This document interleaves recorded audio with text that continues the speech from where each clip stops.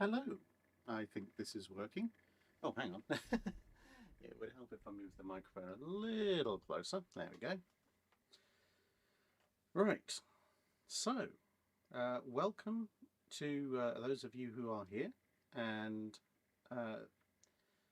this is the post-Japan 2025 Roundup stream, I guess. So we did a live stream from Mikasa, we did a live stream from Sasebo, and now it's time for people to just, chill out and have a bit of a chat while we are talking about Japan 2025, what we achieved, what we didn't achieve, what we experienced, and any questions you might have about Japan or just in general, because unlike the Patreon live streams, one of which I have to do tomorrow, not tomorrow, next week, I don't have any pre-registered questions, so you can pretty much start start asking questions now. The EDF Legacy says, "Black clothes and red backlight. Did you join the dark side?"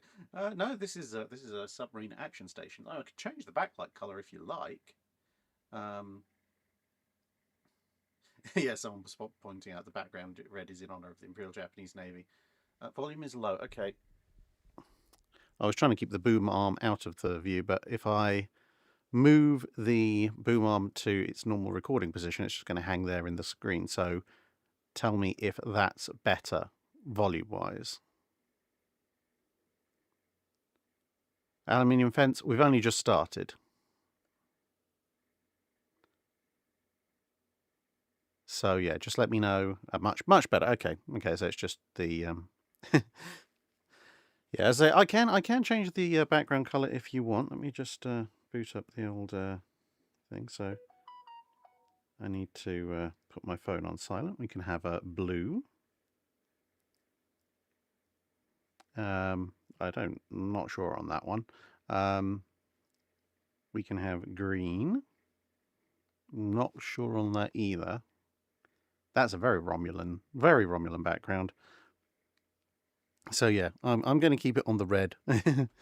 But who knows, maybe we can have a vote for each month. We'll have a different background color now that I actually have background lighting setups. Right, so okay, so let's start with questions about Japan, since that's basically the point of this stream. Overall opinions about Japan, was it your first time there? Yes, AZN Homig. It was my first time in Japan. It was my first time that, yes, just about my first time that far east. I have been to Australia, but I think Japan is slightly further east. Overall opinions, it's at least for the bits I saw, it's a very nice country, very organised. Public transport actually works, which makes a nice change. Weirdly, I think the thing that was the most, I would say, disconcerting, slightly, not necessarily off-putting, but just it threw me off my stride a little bit, was, I would say, Japan is very clearly what you might call an advanced civilization. They have a lot of very modern technology and some stuff that is either runs considerably better or just is flat out more advanced than what we have here in the UK, particularly obviously the Shinkansen trains. But in other ways, they seem partially stuck in the 1980s. It's really strange, especially when it comes to payment. So depending on where we went, some places were like you'd find in the UK. You could pay by cash, you could pay by card, you could pay by contactless, you could pay by Apple Pay or Android Pay, you can be contactless on your phone, all perfectly fine. Basically what I've gotten used to in the last few years in the UK. Then you had some places where you could do contactless, but only with a card, not with your phone. And then there were places where you could pay by card, but only by physically inserting your card and doing your chip and pin. And then, of course, there were some places which didn't accept any kind of digital payment at all, and you only had to pay in cash. Now, small cash-only places, yeah, those exist in the UK as well. But the really weird, multi-state level stage of how you could pay when it came to cards and contactless was very odd, because in the UK it's a case of, well, you can either pay with some form of digital payment, in which case it's basically everyone has a contactless receiver, or they don't, and then you pay in cash. So uh, trying to work out ahead of time what I was going to have to pay for was a little bit odd. So I ended up basically making the assumption that I would have to pay in cash unless I saw a card machine, and if I saw a card machine, I made the assumption I would have to pay using the chip and pin. Um, but it was quite fun. I also come up with a new term for optimism: the man who still mints the 1 yen coin, because that thing is like half a penny.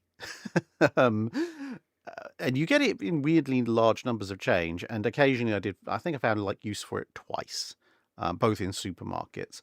But yeah, 1 yen coins when it's 200 yen to the pound was fun. I've still got a bunch of them. Um, but yeah, I quite liked it. Most of the people I found were very polite. You always get one or two obstreperous people, but I think that's just human nature. Most people, though, were very polite, very nice. The majority, I'd say pretty much all the museum staff I came across were extremely helpful.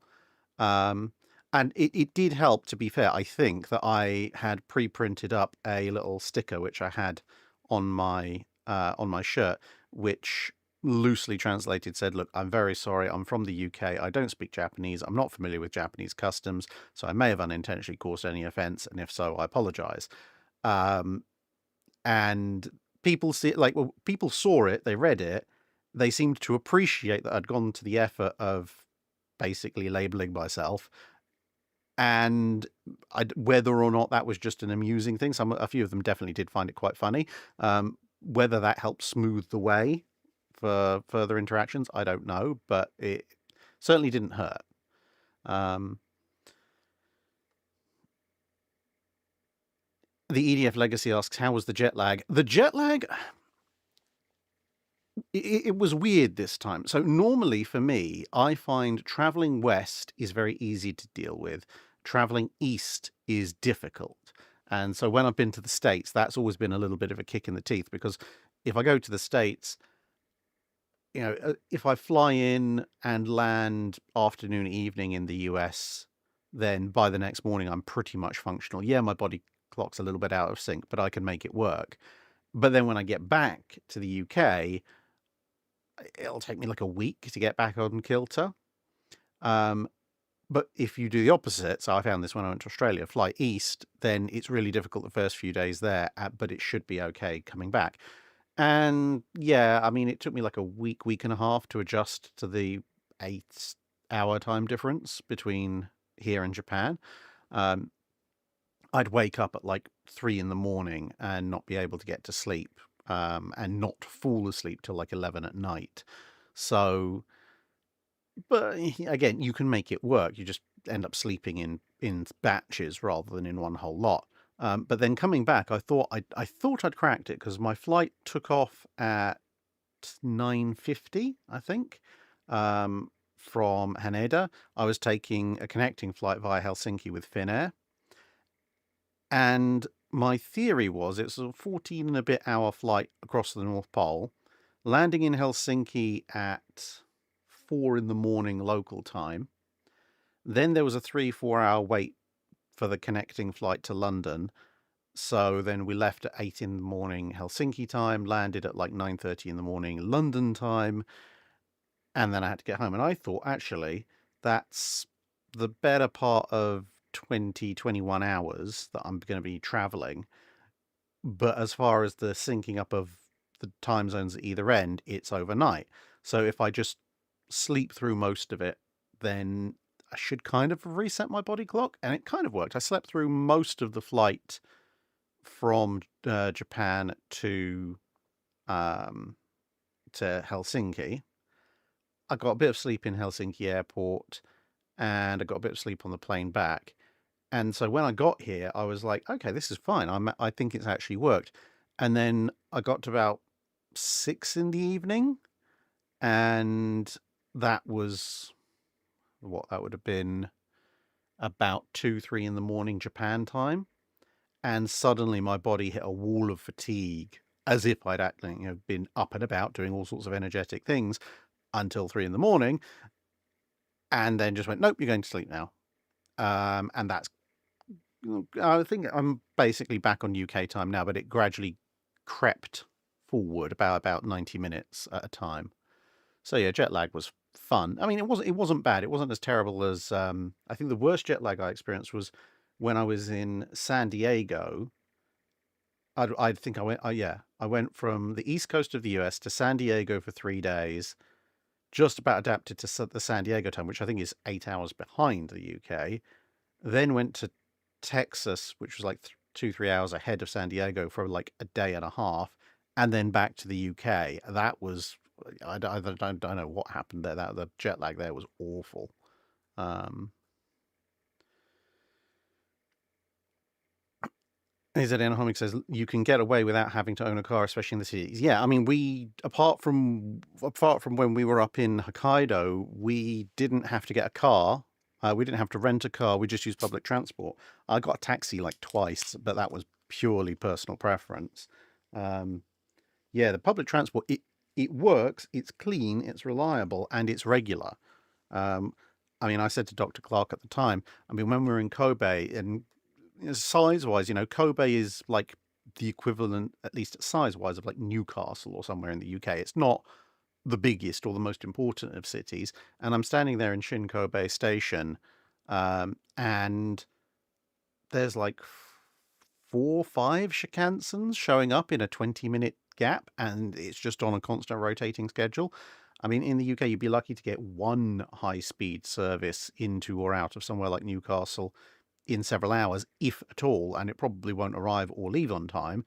Whereas in Japan, it's like those trains arrive so punctually. I think there's like a summary execution if you're more than a minute late for the drivers or something like that.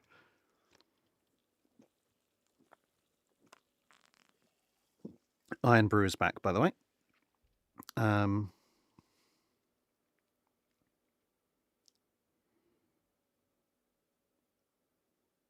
Also, I discovered, just randomly while I think about it, even if you don't speak any Japanese, and even if the Japanese person you're speaking to doesn't speak any English, a polite smile and a good bow will get you an awful long way. That and pointing to things. I think they kind of are used to people who don't speak Japanese desperately trying to make themselves understood.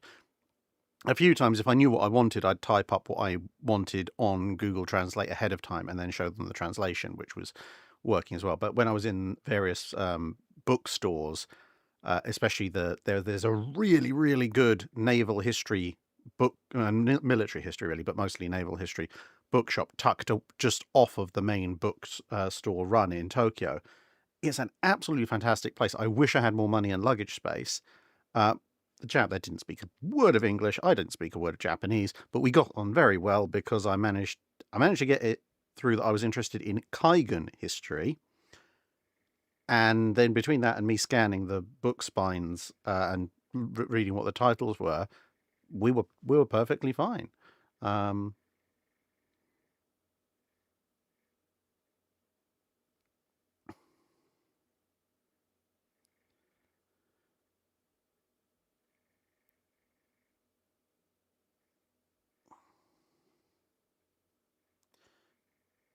Yeah, the Carl 3988 says, yeah, it's the IC cards, the kind of sort of prepaid debit cards. I mean, in the UK, we have a thing called Oyster Card at least in London, which is kind of like a preloaded debit card that you can top up that it can only be used on public transport. And to be honest, even then, only on Transport for London public transport.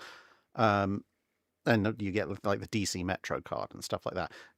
So yeah, in Japan, you've got like 8 or 9 different competing IC cards, but again, they seem to be their own little subculture of they'll work on the local buses and the local train networks, but then they're also accepted as payment in a bizarrely wide array of shops and other places as well. The drinks vending machines that they have every like 20 feet are really handy, by the way, especially when it's so hot.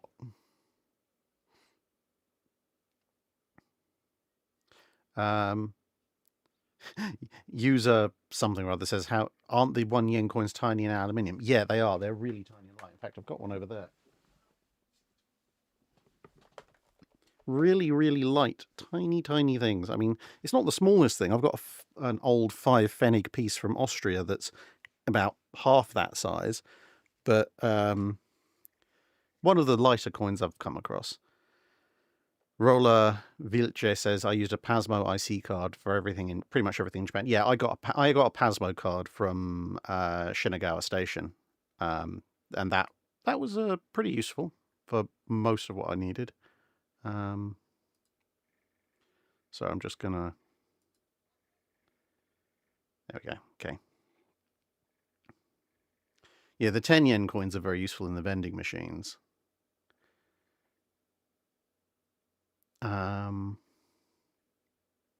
Sarah Pearson says, any recommendations for what to do or see in Japan? Well, yes, but well, I suppose you're here on a naval history channel, so you may have interests that slant that way. But obviously, almost all the stuff that I went to was naval history related, except for the Samurai Museum. Samurai Museum was very interesting.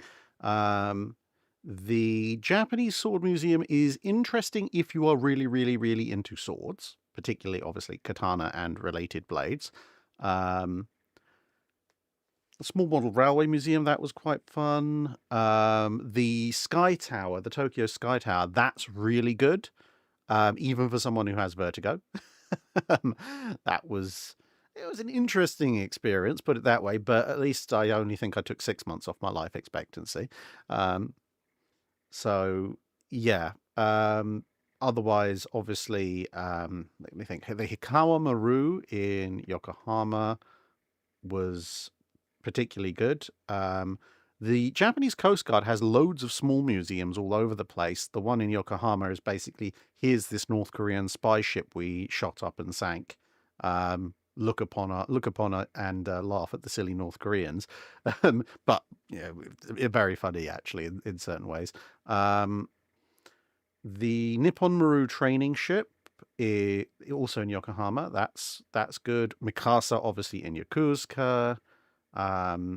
The Kobe Maritime Museum is surprisingly good. Like when you go into it at first, you think it's going to be, I mean, it's not the biggest, but you think it's going to be really small. And actually, they've done an awful lot really well in that museum. Where else did we end up?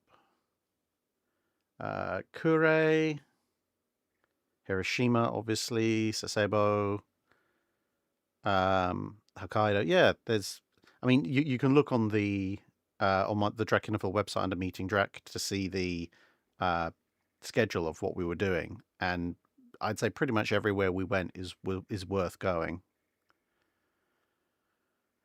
Um,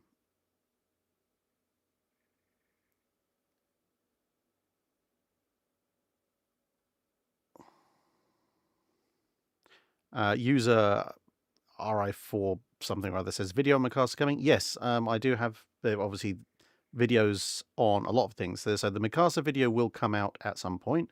I mean, I've still got Scandinavian and Australian videos to do, but I think rather than trying to do them all in an order, I think what I'll do is just mix them together. So I'll do like an Australian video, a Scandinavian video, a Japanese video, and cycle through that as we go through, well, the tail end of this year and into next.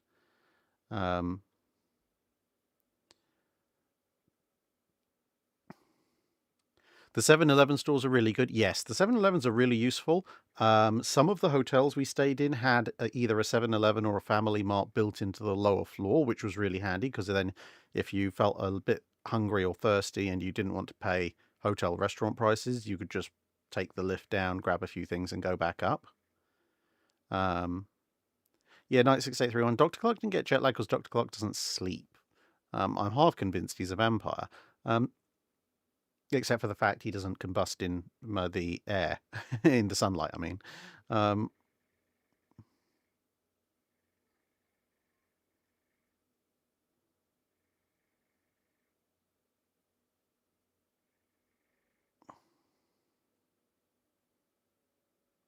So, oh, sorry, everything's just jumped suddenly. Whee! Wow, people are asking a lot of questions.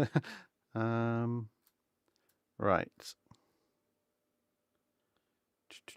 Oh, there we go. Simply to go, yeah, I took the Finnair because I've been on Finnair before. Finnair gives good, solid service. About the only downside to it was that the flight from Helsinki to Tokyo is about the same time as the direct flight from London to Tokyo. So the connecting flight and the turnover time is additional. Um, but at the time that I booked the flights, doing that saved me a fair bit of money compared to the directs.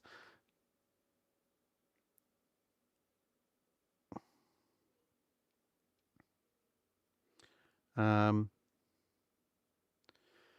AZN Homigas, did you encounter any interesting naval-related gachapon, the capsule toy machine things, while in Japan? I generally avoided the gacha arcades, to be perfectly honest. I did find, where was it? Oh, it was a model store. Weirdly enough, in the base of the Sky Tower, that was selling little chibi warships. Um, I didn't get any at the time, I don't think. But yeah, weirdly enough, outside of the big Tam modeling hobby shops and a few other hobby shops, I didn't really see that many model warships. Although that said, the Kure like mall dash hypermarket building that's just opposite the Yamato Museum, that actually had a small but very well stocked model section on its third floor.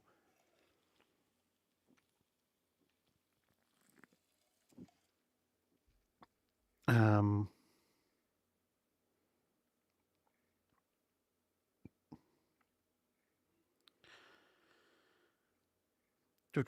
uh, Teme asks, how was the local food and bakery? Local food was really nice for the most part.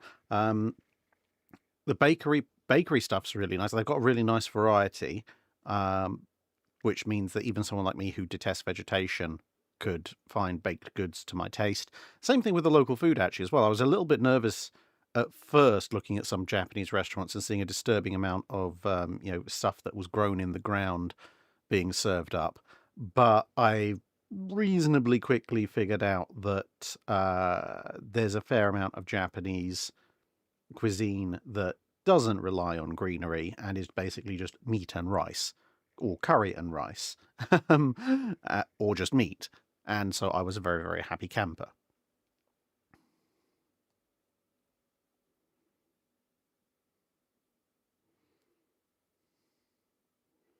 The J Smitty 85 asks, how many model kits did you get and what model kits are they? So I didn't get that many model kits. There were a lot that I wanted to get, but the one downside of the model kits that I wanted to get is that they were relatively large, and of course I had a limited amount of space in my suitcase or suitcases to bring home. So what I did get was um, Fujimi, I think it is. They do 1 to 3,000 model packs, which are, as far as I can tell, they seem to do six. And that, as far as I remember, it's the three major naval ports of Japan.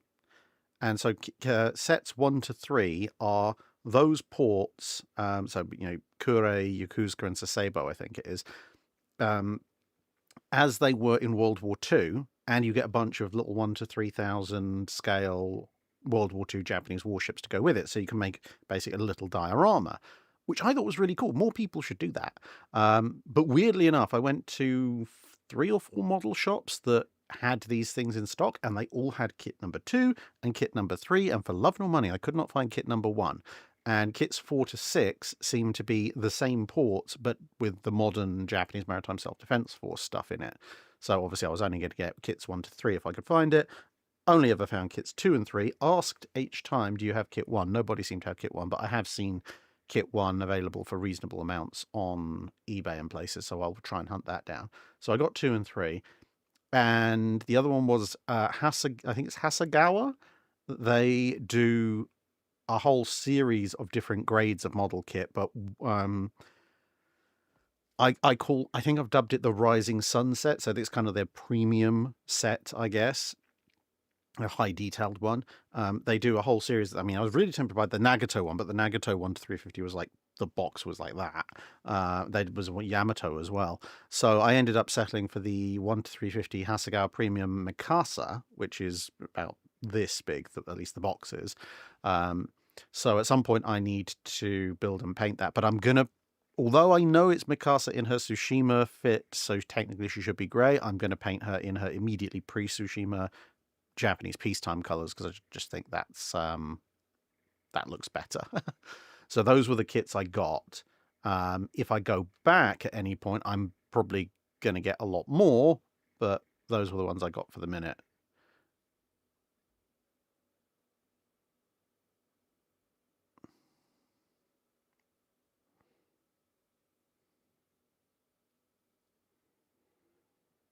Um,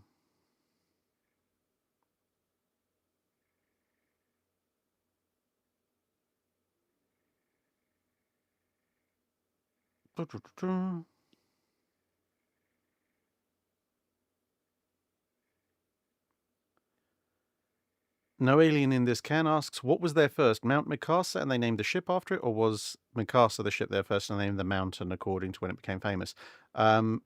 The mountain was there first because the Japanese have a habit of, at least for their larger ships, naming them after mountains, rivers, prefectures, etc., things like that. So when you look at the naming conventions of the other Japanese battle line units at the time, it's very clear that they're taking the names of existing areas, which actually was quite funny because especially when we were on the Shinkansen, as you're going through various stops and stations, I mean, obviously you're going through cities and prefectures and stuff, but the announcer comes saying, we're now approaching this place or that place.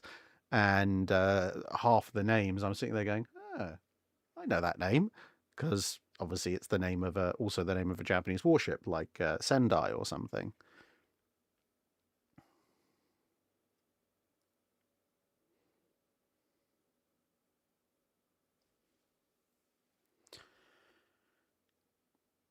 Yes, Skytree has a random aquarium with, but yeah, Skytree is interesting. The tower itself is actually is a really well curated, almost half-mile high viewing platform. And then there's this huge mall and entertainment area built underneath it, which actually, to be honest, in terms of variety and quality, was actually probably one of the better malls that in the whole experience.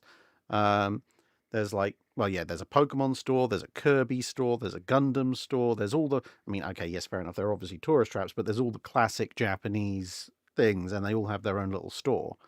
Oak Stump says, did you visit any castles? We visited the rebuilt Hiroshima castle, um, but that was the only one we had the time to go to. At the Given that we were obviously trying to stick to the naval and maritime elements of things. Carl3998 asks, did you try some of Tokyo Harbor's defenses like the Chiyogasaki battery or the Sarashima Island? We did go to Sarashima.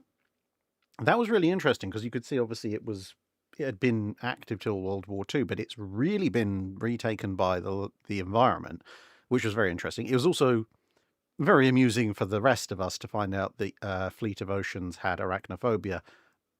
And we discovered this basically because I pointed out there was a spider the size of my hand about 3 feet away from him. The sort of big yellow and black spiders. They're actually quite cool, I think. I've seen bigger ones, but I think they're relatives of them when I was at Iguazu Falls in South America. They're very, very similar spiders, but much larger and a little bit browner over there. So I wasn't particularly worried about them. But yeah, I can understand if you have an arachnophobia, finding a gigantic spider sitting right next to you could be a bit nervous. Also, the ubiquitous Japanese hawks, they're absolutely everywhere, circling over everything. I don't know what they eat because I think that was the most prevalent form of wildlife we saw. Um,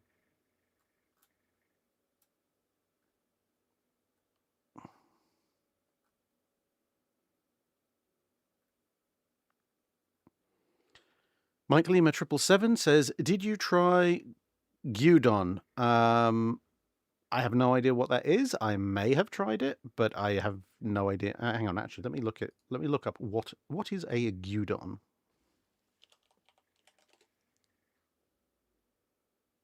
Oh, a beef rice bowl. Yes.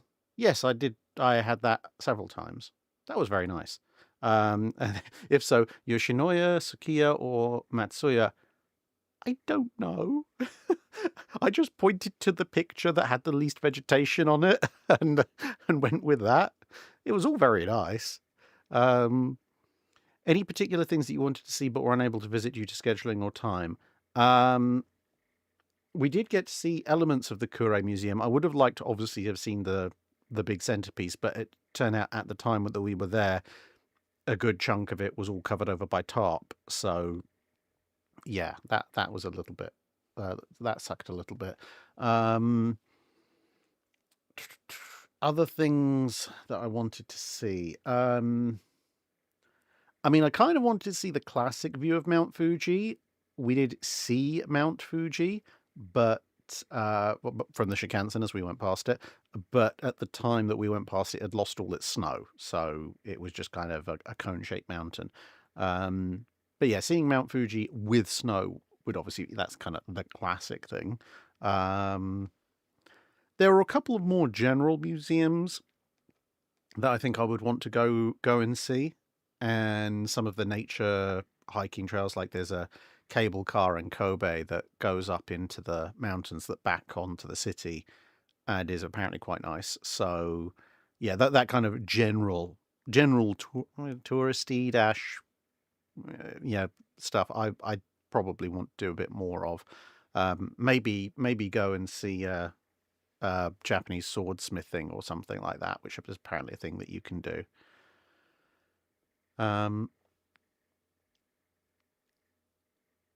AZN Homing APA Hotel. No, APA was actually one of the big hotel chain that I didn't use. But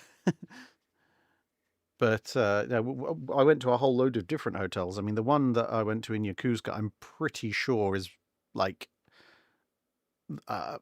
basically a serviceman's hotel because it's right near the base. The interior, the whole thing is run very much like a ship. It's run very differently to pretty much any of the other hotels I stayed in. But then other places, I mean, generally the Japanese hotel prices are very reasonable. Weirdly enough, though, the most comfortable hotel I stayed in was also the cheapest, which was the new Hotel Isashi up in Hokkaido. I don't know if it's a cultural thing or whether it's just the particular Japanese hotels I was in, but most Japanese hotels seem to have extremely firm mattresses. And the Hotel New Isashi was the first one I came across with a somewhat softer mattress, which was quite nice. Sarah Pearson says, I've heard that Japanese history museums can be very biased, especially about World War II. Did you notice anything like this? I'm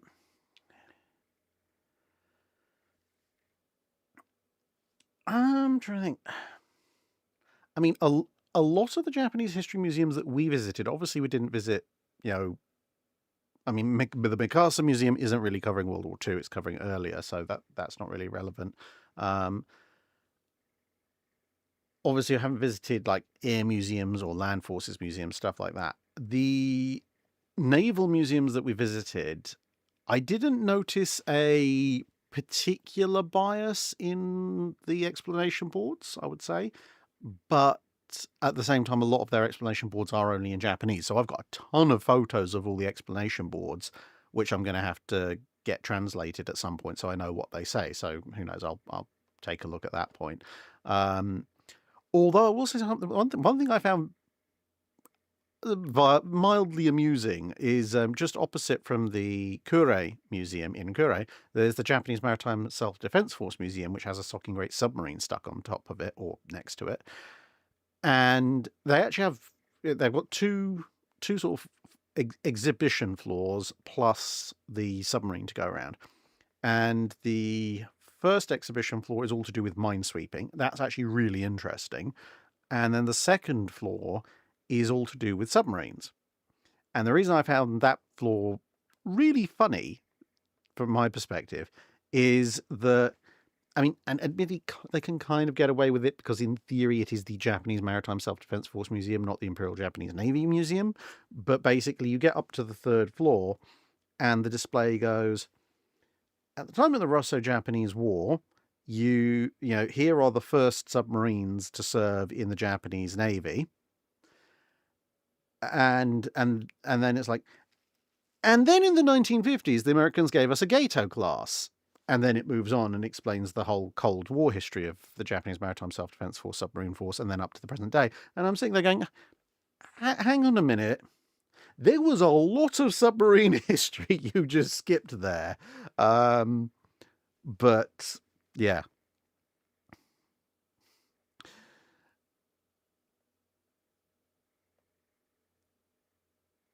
The EDF Legacy says, do you plan to return to my politely Canadian country? At some point, yes. It's just a matter of scheduling things and working out where I'm going. According to the vote on Discord, it looks like I'm doing my Great Northern European tour next year. So we'll see. Thank you very much. I think that says Anaeta Chandler, maybe? Or Anaeta Chandler? I don't know how to pronounce that, but thank you very much for supporting the channel for so long.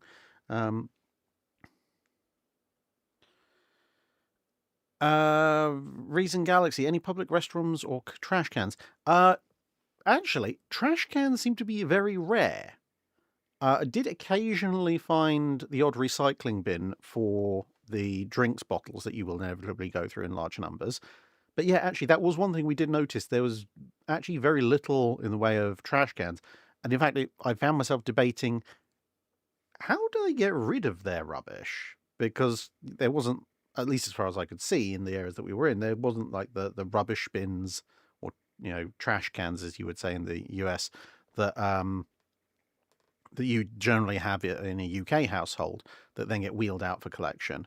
The only evidence I saw of any kind of public refuse collection was in Hokkaido, where they had these kind of wire mesh grill boxes, which I assume were to stop the bears eating the rubbish.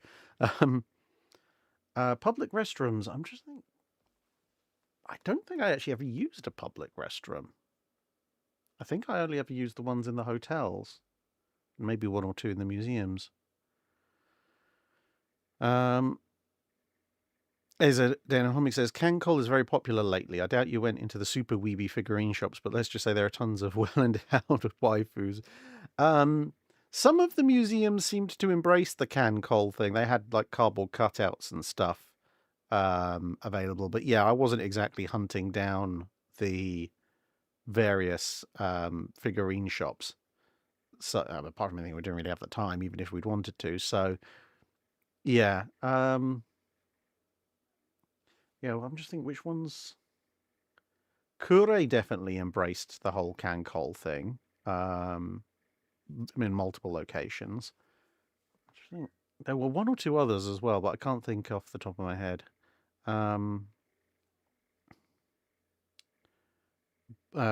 Brick. Who's this? Brick Muppet asks, when you went to the Mikasa, did you spend any time in the little Vernay Museum nearby? If you mean the little museum that's right next to one of Mutsu's 16-inch guns just down the harbour front, yes. Yeah. It's small, but actually very interesting. How was the Kaigun curry at the Japanese Maritime Self-Defense Force Museum? That was really cool. The rice came as a little submarine. Was that the first time you had Japanese-style curry? I'm going to assume so. I mean, you have lots of different curries in the UK, but they're mostly sold by Indian restaurants. So, yeah, I don't think I've had a specifically, this is a Japanese-style curry in the UK, unless I was fed it in a private home and didn't realise that it was specifically Japanese style. I don't know. Kenny Japan says it might be worth looking into international shipping back to the UK. Yeah, but a few people have said that to me in the aftermath. I must admit, I've kind of not looked at international shipping after my last experience trying to ship any significant amount of stuff back from the US, it turned out it would actually have been cheaper for me to buy a spare plane ticket and just, and ship it back in the extra luggage allowance rather than ship it back with FedEx. But there you go. Theodore asks, for the Japanese books, how well does Google Translate work? At least for the translating the book spines, I would say it's got about an 80% effectiveness rate. So one thing you definitely have to do is make sure that all the kanji are in, because if you miss even one kanji out, it'll give you a completely different result. Hello.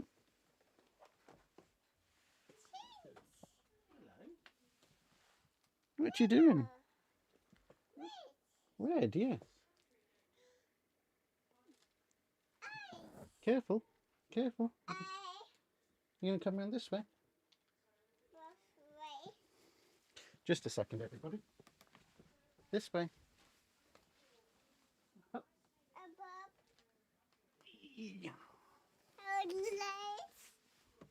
Big light. Mini Drac has decided to grace us with her presence. Where was I? Yeah, the kanji characters. So you have to make sure that the kanji are all in the translate.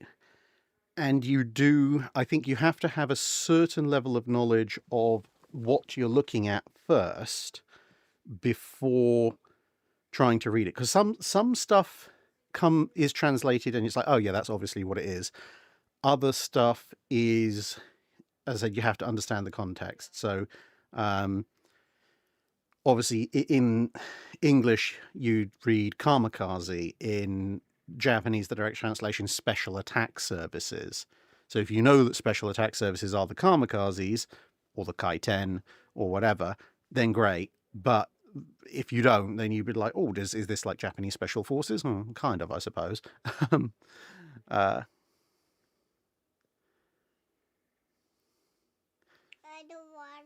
Other one. Yeah, we're not on different channels.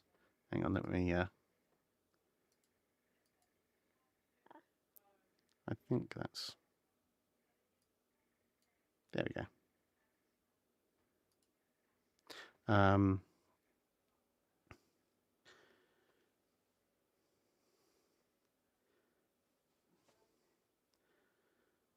How long would it take to build then? This is getting on to questions about the models.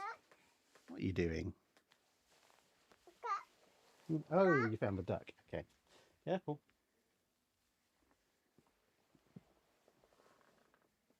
Here you go. Here's the duck. No, leave the light. Want the duck? Nice. I don't know. So yeah. Want the duck? Oh, you want to sit on the llama with the duck? Okay. It's a little llama footrest that Mini Drac likes to sit on. Yeah, planes, yes. I would say the Hasegawa Mikasa kit, if you were sitting down and doing it not solidly, it's probably a couple of days build with glue drying time. But...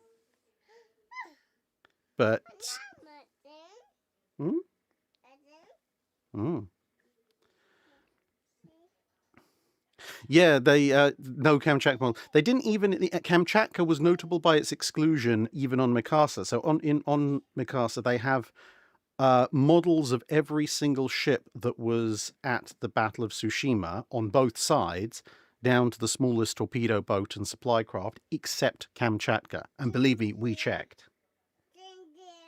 Oh, she found the ginger beer bottle. Amanda.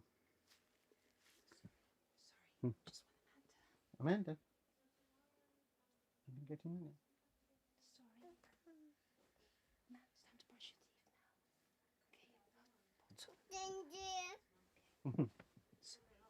So that's a friend who's visiting, just taking Mini Drac off.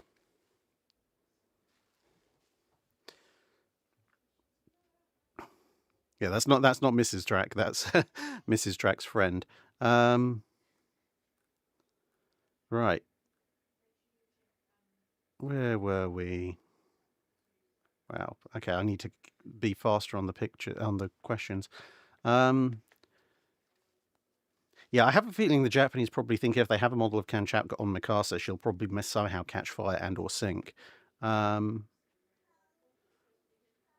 yeah, funny thing. The model shops where they had Godzilla, because of the success of Godzilla -1, they'd have like all the different Godzillas, like a hand puppet Godzilla, giant model Godzilla, mini model Godzilla, plushie Godzilla, and model kits of Takao and Yukikaze in the Godzilla section. And even in shops where they had a dedicated naval model section, you would have the Takao and Yukikaze were in the Godzilla section.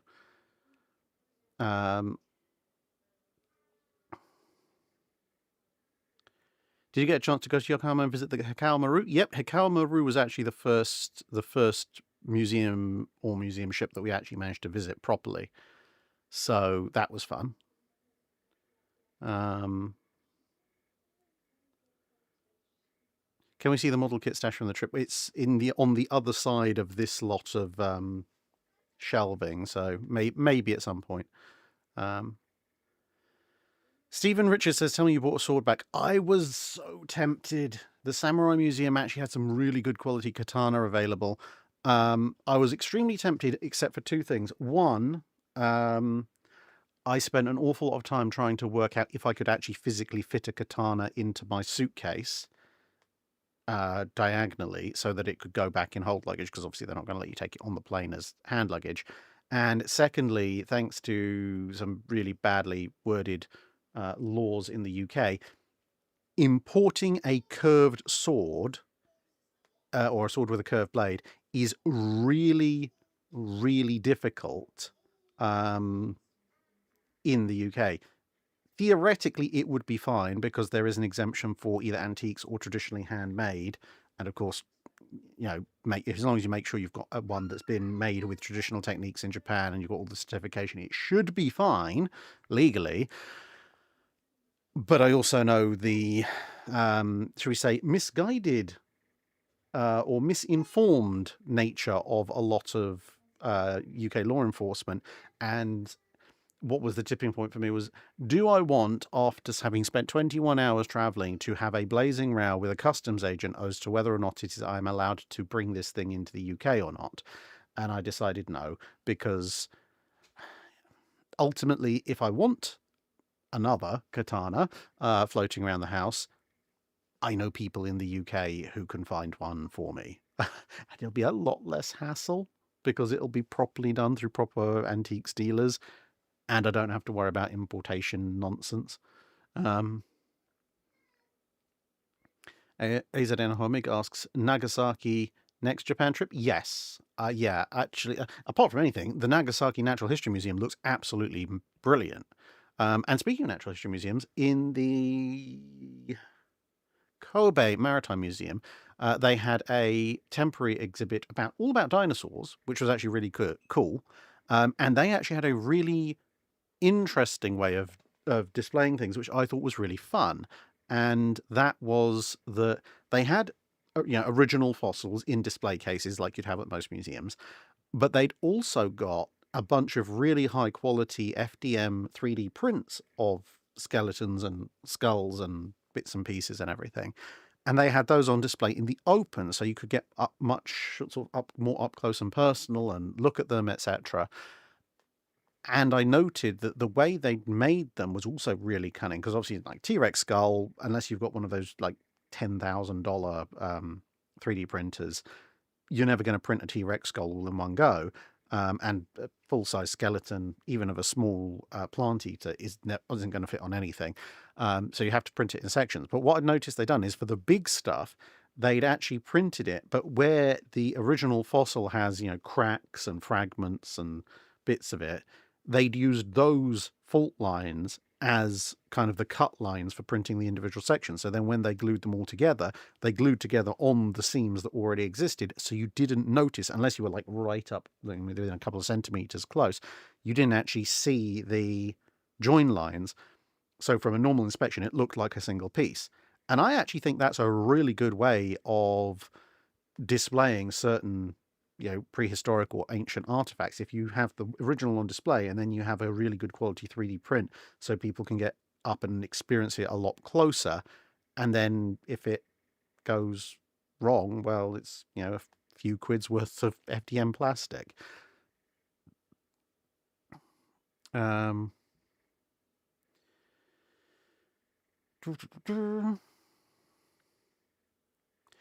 AZN Homing says APA Hotel is kind of infamous for having weird Japanese right-wing propaganda in the rooms, but you can just ignore that. Well, I mean, not being able to read Japanese, I wouldn't have a clue what it was on about anyway, but yeah, I didn't stay in any APA hotels. Well, everyone was staying in different hotels because everyone booked their hotels at different times, although different people overlapped in different hotels. I'm trying to think. Where did I stay? I stayed in uh, Grand Prince Hotel Takanawa in Shinagawa in Tokyo. Then Hotel New Yokosuka in Yokosuka, shockingly. That was the one that was I'm pretty sure was a services hotel for the naval base. Then it was the Kobe American Oriental in Kobe, which I'm pretty sure was also a cruise terminal, given the extremely loud floating office block that showed up outside my window at 8 o'clock one morning. Then where's the stay? Comfort Hotel Kure. Then what was it after Comfort Hotel Kure? Then we were in Toyoko in Sasebo, and then New Hotel Esashi. I think Dr. Clark and a couple of the others stayed in an APA hotel in Hiroshima because because they were booking late, all the hotel rooms in Kure were booked up, so they ended up having to stay in Hiroshima and take the train down. Mm.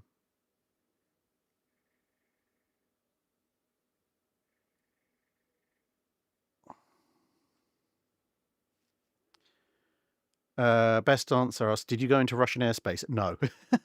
that was the funny thing, because obviously theoretically, before the current shenanigans, flying over Russia was the quickest way to get to Japan. So the Finnair flight going to Tokyo went south. So we went from Helsinki across Poland, Eastern Europe, down to, I think, Greece, and then hung a right over Turkey. And I think we went across northern China, maybe Mongolia. And then the flight back went straight over the North Pole.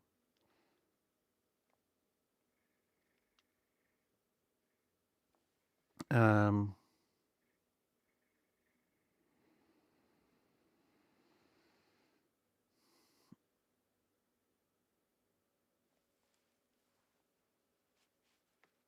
da, da, da.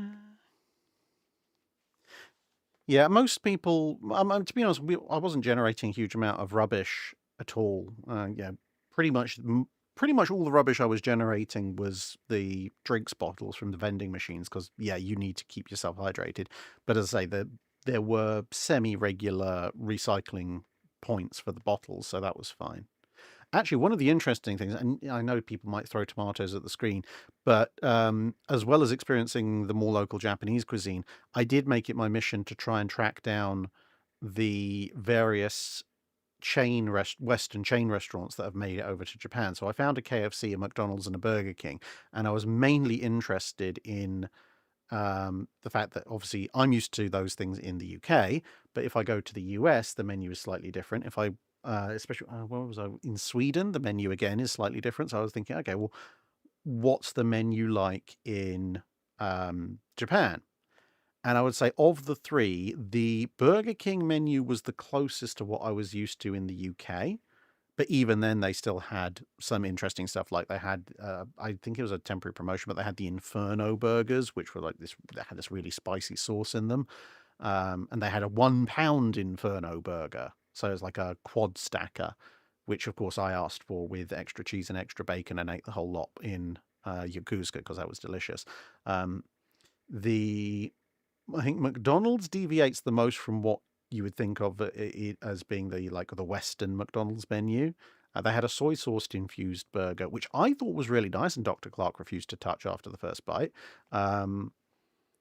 And KFC was fairly similar to what you get in the UK, except that they don't seem to believe in anything boneless. So it's the classic KFC,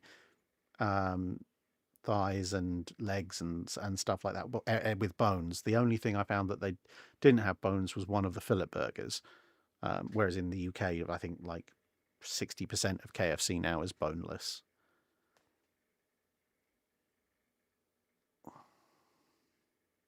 Oh, and there was the restaurant in Hakodake, which served all the food by little happy robots. That was really cool. Um,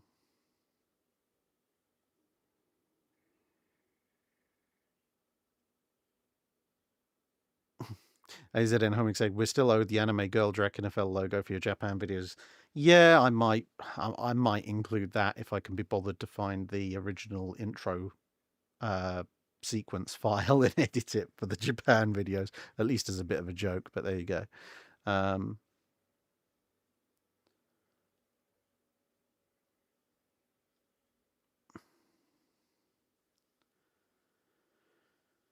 doo, doo, doo,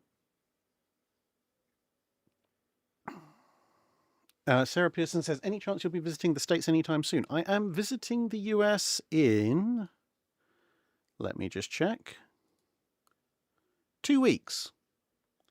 Yeah, so in 2 weeks, I will be in the US for just under a week. I'm going to be in most of the time in Baltimore learning how to operate a vertical triple expansion steam engine, which is going to be very fun.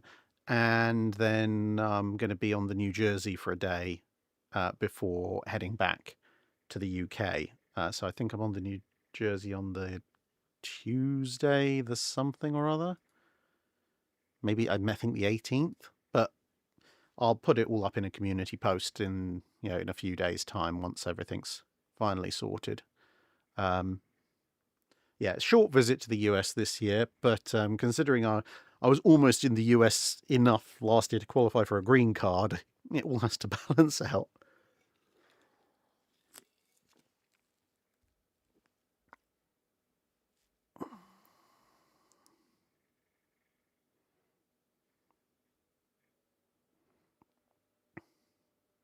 I've got to the section of the comments when Mini Drag appeared. uh,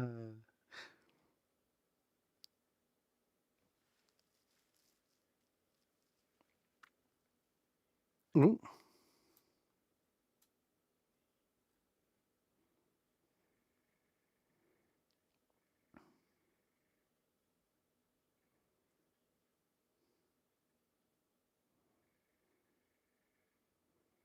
um,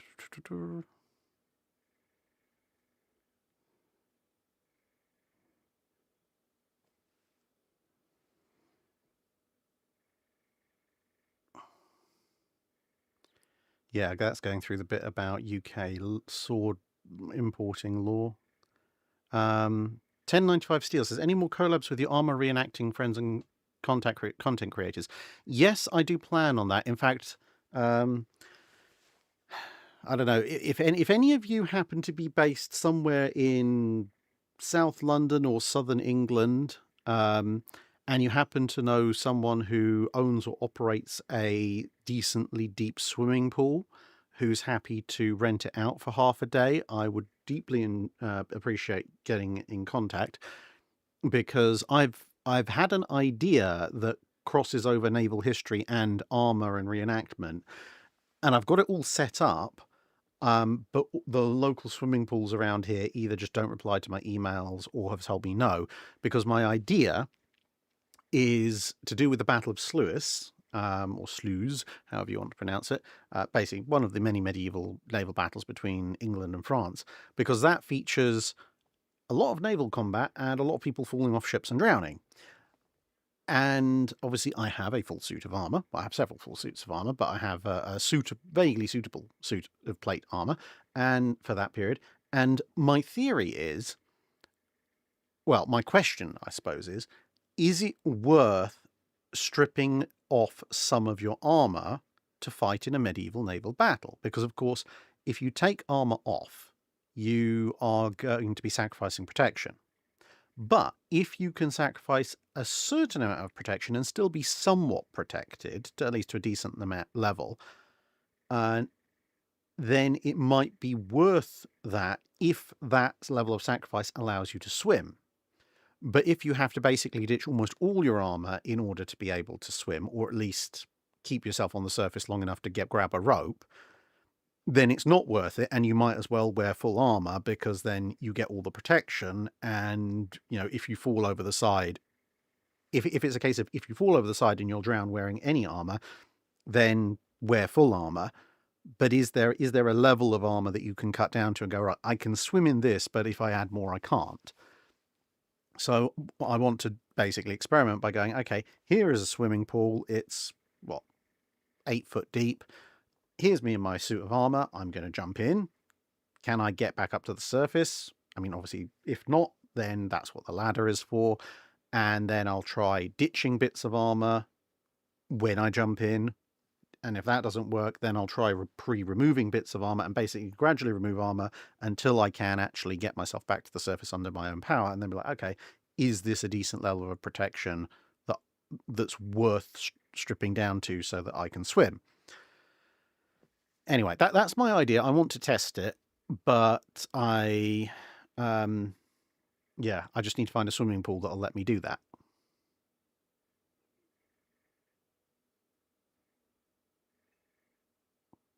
Olama Drab says, Japan greatly limits how many actual katana blades are even made, but you can get some of the best practice blades for Iaido and stuff there. Yeah, and also they, at least the handful of places I went that were actually selling genuine katana and related blades, they also seem, I mean, obviously the prices were high, but they also didn't seem to have much of a problem selling relatively old blades. I mean, I know the Edo period is a relatively recent period in Japanese history, but they were literally just like, yes, you can buy a modern made katana that was made, last week or whatever. But also here's a 17th century Edo period one. It's just 4 times the price. Fong asks, did you ever find any space battleship Yamato models you were looking for? No, I didn't.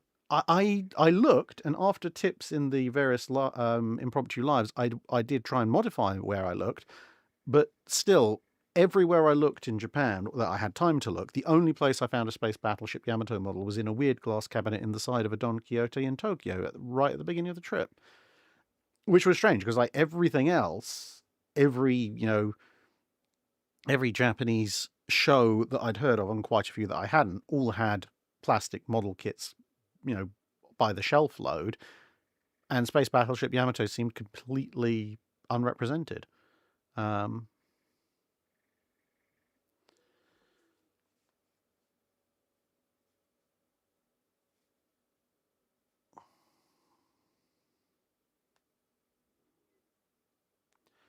Non-stop Helsinki to Tokyo. That was, it was an A350-900 actually.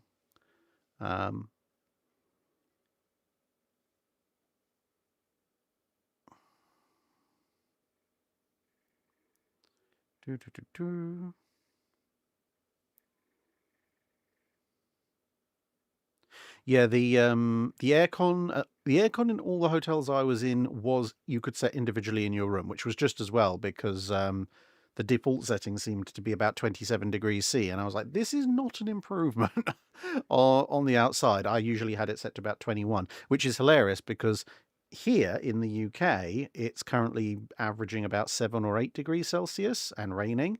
So if the house gets up to 21, that's actually quite warm. If you have your aircon set to 21 in a Japanese hotel in October and you walk into it, you feel like you've walked into a fridge.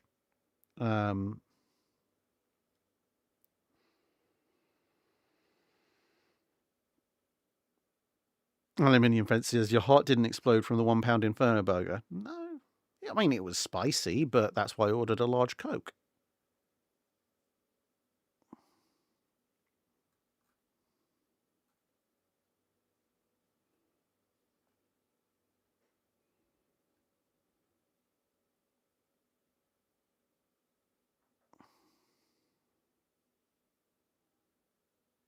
eCare Books asks, what were your impressions generally of the civilian watercraft port facilities, etc., in Japan? That was actually something we did make comment on when we were in Yokohama, because that was our kind of first, like our second day there. We were uh, basically right at the seafront. And one of the things that we immediately noticed was it didn't smell like a seafront. You know, the everyone knows what the seaside smells like. Doesn't smell like that in Yokohama. And I took a quick look around and I realized within about 30 seconds, right, I know exactly why.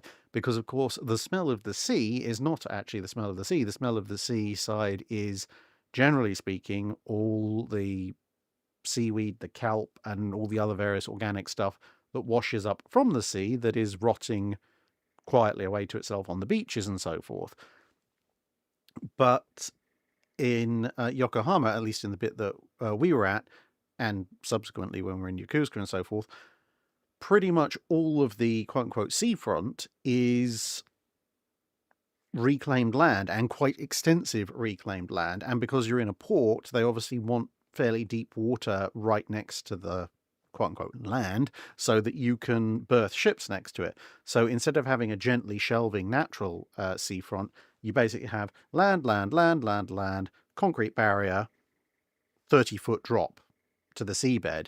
So there is no shallow water area for biomass to accumulate. It's just suddenly deep water, and therefore you don't get that smell.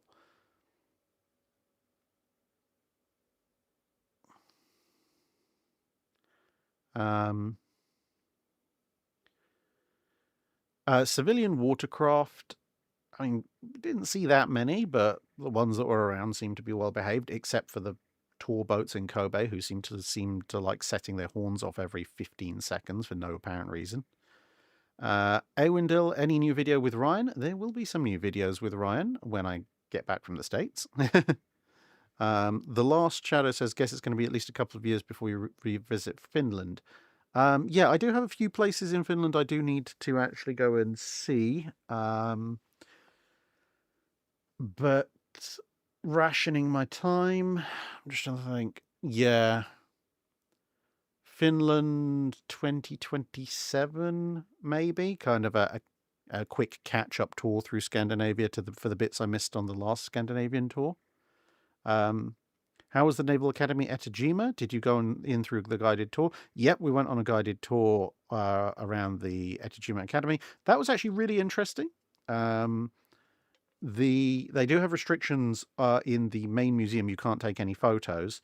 And initially I thought that's a bit weird because thus far in that trip, we'd only been to one place which you weren't allowed to take photos in, which for some bizarre reason was the museum that is associated with the Nippon Maru training vessel. You can take photos on the ship, but there's like 2 spaces in the entire museum next to it where you can take photos, and everywhere else it's forbidden. A bit odd, but you know, whatever. It's their customs, their rules. And so when we went to the Etajima museum, the main museum building, they're like, no photographs. And I thought, okay, slightly odd, but okay, fine. But then as we went through, I realized they have a lot of, I don't know exactly what they're called, but basically the battle flags that Japanese soldiers took, and sailors and airmen took with them, where it's like a standard red and white Japanese flag, but then it's signed by all their friends, their schoolmates, you know, good luck, etc., etc. And as far as I'm aware, in the absence of an actual body, the Japanese seem, at least the custom, it was that you kind of view them as, I guess it is their remains, or it is their soul, something like that, in the absence of an actual physical body to bury. And since they have quite a few of those on display, I was like, okay, I kind of see the point now, because it's a museum, but I guess it's also in some ways a little bit like a cemetery or a memorial or something like that. And at that point, yeah, I can understand why they might not want photographs there. But they do have some very interesting stuff immediately outside that you can take photos of. There's 2 different types of midget submarine. various shells, and so forth. Unfortunately, although they have one of Mutsu's older 16-inch turrets, the ones that she was originally built with before they were replaced with ones taken from the Tosa and Amagi classes, they do have that, and you can see it across this big exercise field. But I think there wasn't the time for on our tour to walk over and have a look at it, so we saw it. I had got some distant photos of it, but we didn't get to actually go up and see it up close, which was a little sad, but yeah. Oh well. Um, Quiet Man asks, did you learn anything you consider new or different as opposed to just adding detail or context to existing knowledge? Yeah, actually. Um, I learned an awful lot more about the Japanese minesweeping efforts in the immediate aftermath of World War II. They're a lot more extensive and complex than I'd realized previously. Um, quite the extent of the shipping losses that the Japanese merchant marine suffered, given that Hikawa Maru is basically the only large Japanese flagged merchant ship that survived the war. What else? Oh yeah, the Japanese really love their diesel engines in the 30s.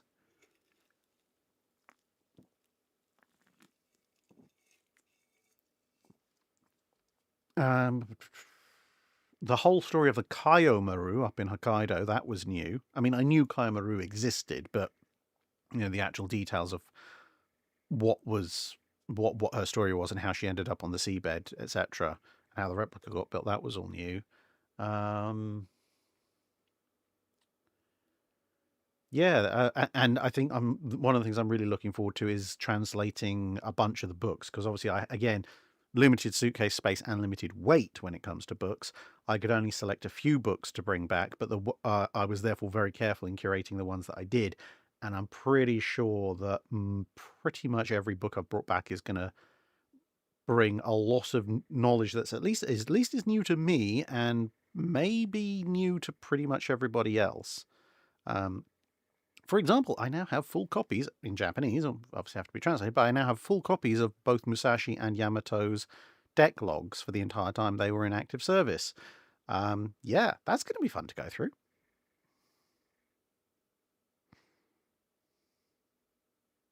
Carl3998 says, please get a diver to stand by before you try jumping into water in your armor. No, my plan is, well, there's a ladder by the side of the pool, going down into the pool. So if I jump in and I can't swim upwards in my armor because it's too heavy, I'm just going to walk over to the ladder and climb out instead. Yes, I will have a handful of. I will have someone operating the cameras because I can't operate the cameras with soaking wet hands. So there will be someone on hand to offer me a rope or something, but I'll be fine. I'm very good at holding my breath, so if worst comes to worst, I'll have a couple of minutes to try and figure something out. And to be perfectly honest, I have in the past, for a laugh, strapped weights to my feet in a swimming pool, deliberately slipped into the deep end, and then just walked to the shallow end until I'm in shallow enough area to draw breath. So worst comes to worst, if for some reason I can't use the ladder, I'll just walk to the shallow bit.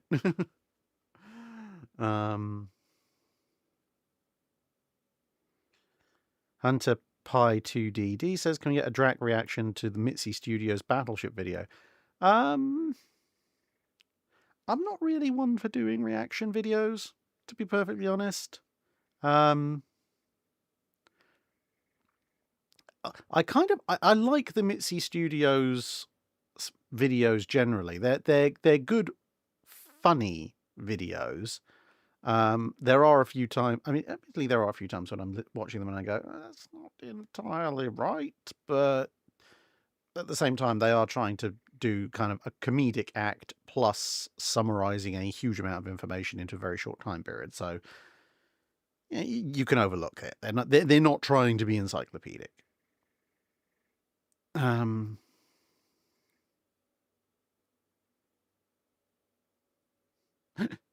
Knight 6831 is saying, yeah, the swimming pools won't let you do it because they don't want to get sued if something goes horribly wrong. If something goes horribly wrong, I drown. How am I going to sue someone if I'm dead.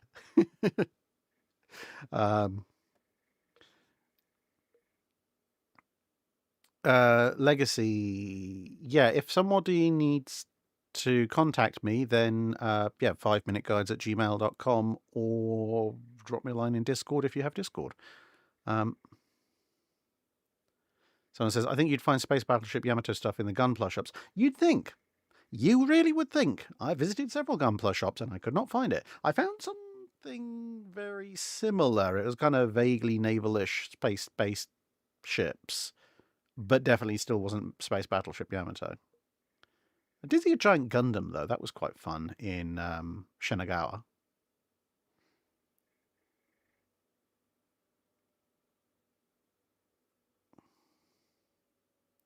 Aluminium Fence says, does it ever not rain in England? It didn't rain yesterday. Oh, no, tell a lie. It did rain in the morning. It didn't rain in the afternoon yesterday. Tonk84 says, you could estimate the armor thing with scuba gear in different weights. Maybe, but the thing is, armor does also restrict your movement somewhat, and it's also going to be much more distributed than different weights. So I'd prefer to do it in the armor, because that's the the actual representative reality of things. I have a feeling that the first thing I'm going to have to ditch is going to be the helmet, because the helmet is really heavy, and I have a feeling wearing that in a pool, if I try and swim upwards, I may just flip upside down. AZN Homing says, the Etojima Museum was mostly dedicated to the kamikaze pilots. That would explain the large number of signed battle flags, to be honest. Again, Etojima is a really, really cool museum to visit. The petty officer or chief petty officer they have as the kind of public relations guy is really, really nice. But the vast majority of the exhibit displays are in Japanese. So again, I've got tons of photos. I just have to translate them to figure out what on earth it's showing, other than obviously the obvious stuff. EK Book says, did you think the inland sea was beautiful? Yeah, it looked pretty nice, especially from Kobe. The other thing that was quite funny was that there was a typhoon while we were there. So it was pointed out to me that, yeah, there's a typhoon coming up and it's going to hit Japan. And I was like, okay, that's great. When? And it turns out it was going to hit the Yokosuka and Tokyo area the day after we left. So the day that we got to Kobe. And I thought, oh, it's okay. So is it going to affect us in Kobe?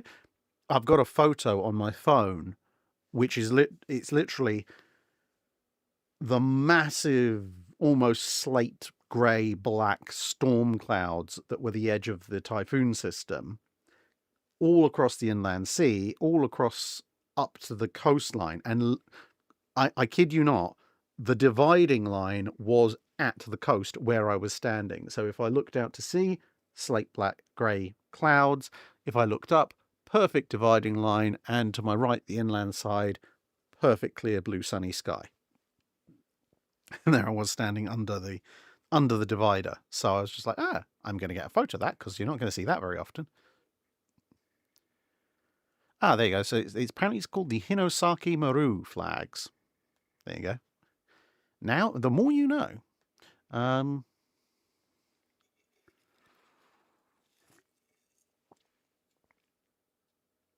Oh, Broken Star, I've finally seen your message. So that would be one of the destroyers at the second night action of Guadalcanal.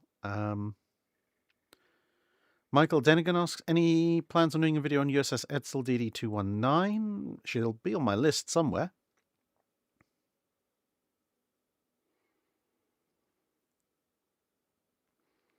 Jack Flame asks, will you ever get a London Naval Treaty video? Now, I was thinking about doing that. I think at some point I've done a Washington Treaty video. So I was thinking, maybe I should do a London and London too. But then I also met up with David Chesham, another naval historian, and his kind of speciality is the naval treaty system.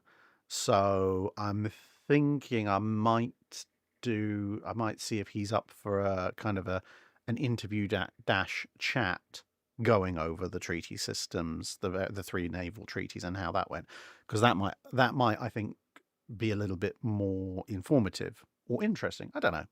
I think it'd be really good because I mean, if you've got the contact details of a guy who's basically written a thesis on this, they might as well use that. Oh yeah, I've just realised I'm going to have to make sure I dry that armour really well to make sure it doesn't rust to heck and back. Oh well. And yes, George McDonald, I do actually have from my old scuba diving days, I do actually have a couple of emergency supplemental air bottles, so I can probably take one of those down with me, so I have all the time in the world to think about what to do if I get stuck. um,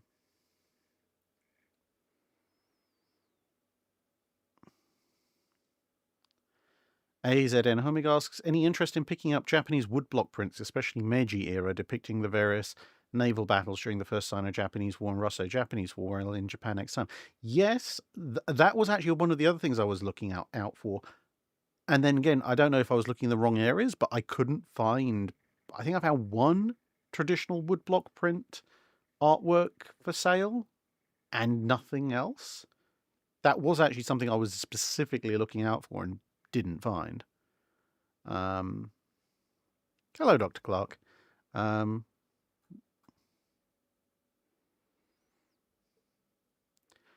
will you add Greek fire to that naval battle in the pool? No. No, my current recipe for Greek fire, let's just say it works very effectively, and I have absolutely no interest in being in the same body of water as it.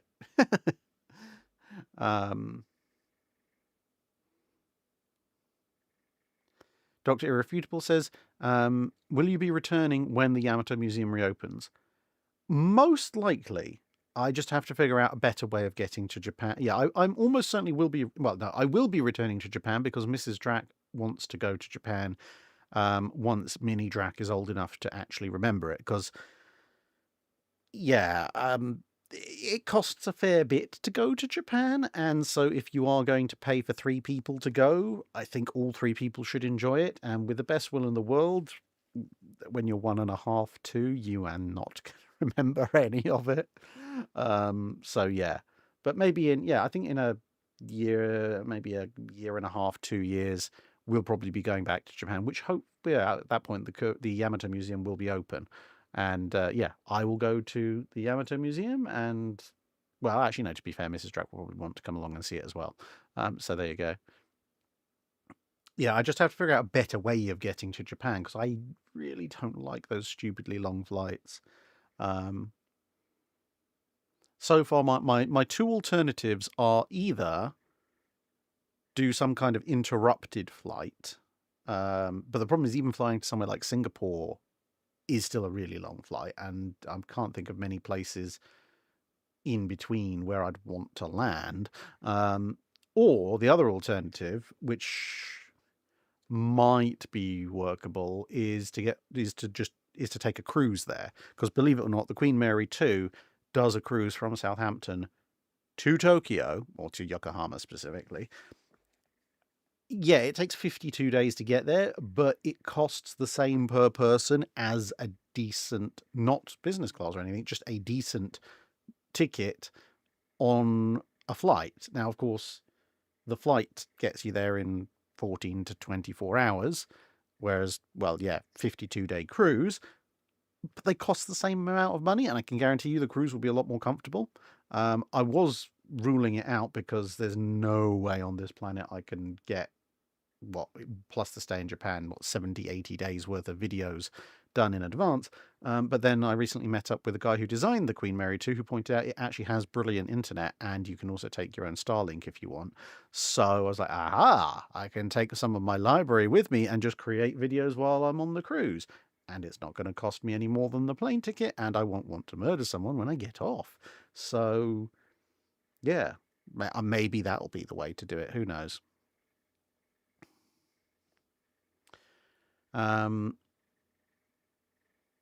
Jack B. Harucha says, are you going to do a video on what a modern battleship would look like? Yes, at some point. Haven't decided exactly what format I'm going to do it in, but yeah, at some point I will.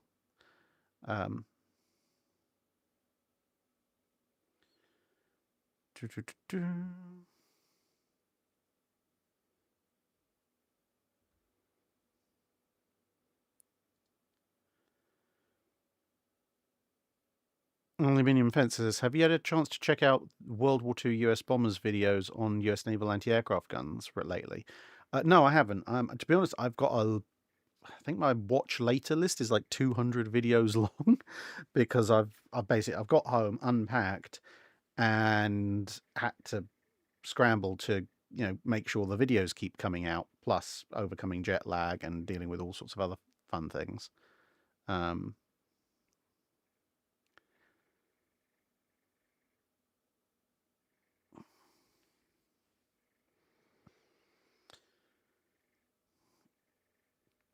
Dr. Clark says he managed to find Space Battleship Yamato stuff after I left. Maybe it was all being hidden from me. Oh, yes, the Etajima Museum does actually have some Yamamoto and Togo stuff as well.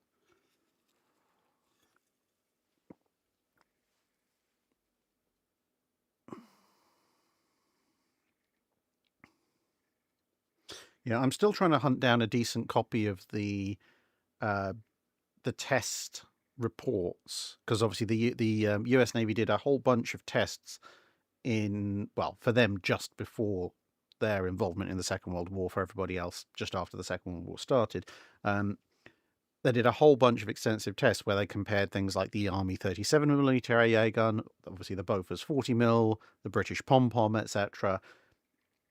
And in all sorts of sources, those tests are referenced, the outcomes of the test are referenced, and I've even come across a few report extracts, but I haven't come across the full copy of the full report. That because I think that would make a really, really interesting video going over all the various AA guns the US Navy tested and why they settled on the Bofors and how close the pom-pom came. Because we know the pom-pom was in a very close second. So knowing in exact detail what the US Navy thought was good and bad about both and what they prioritized about both. But I just need to find those reports. And so far, no luck, but who knows?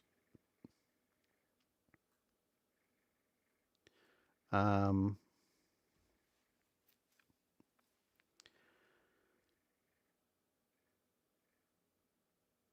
James Brown says, can you wax the armor beforehand? You can. The problem is if you've got proper armor, like I have, then you've got a lot of overlapping plates and lames. So unless you like pour boiling wax over it, it's very difficult to get wax under those areas, and those are the areas that rust the most. And even if rust gets trapped under there, even if you derust everywhere else, the rust will spread again from it. And also, obviously, since those are the overlapping areas, they're the areas you really don't want to jam up. Um, but there are ways around it. One of the things I'm thinking of doing actually is getting that particular armor set just entirely blued or blacked, which would A, make it look really cool, and B, provide it with a heck of a lot of rust resistance.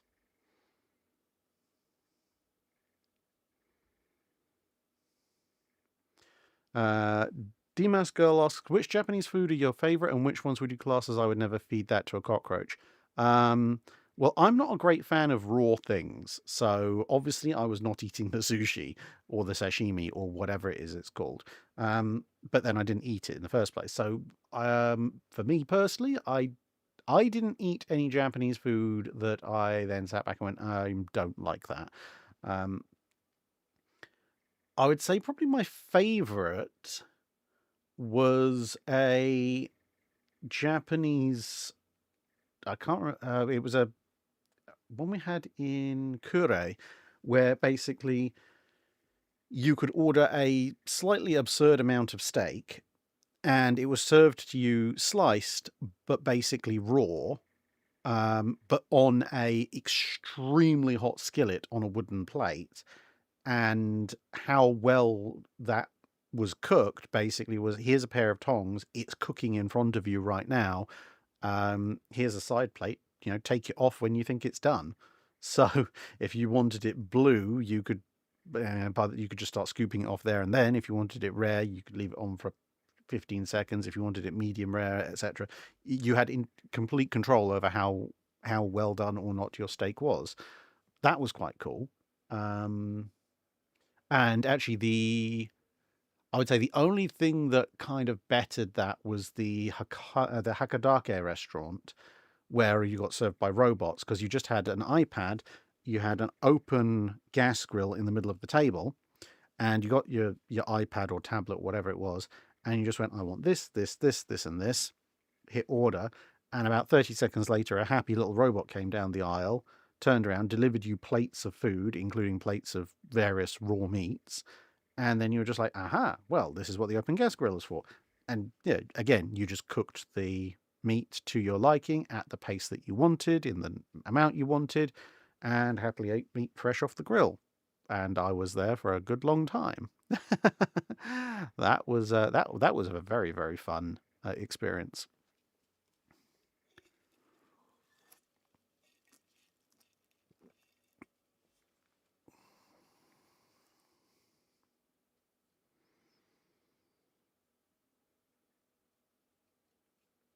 Um, Roleta Vilce, is there a direct flight? Yeah, there is.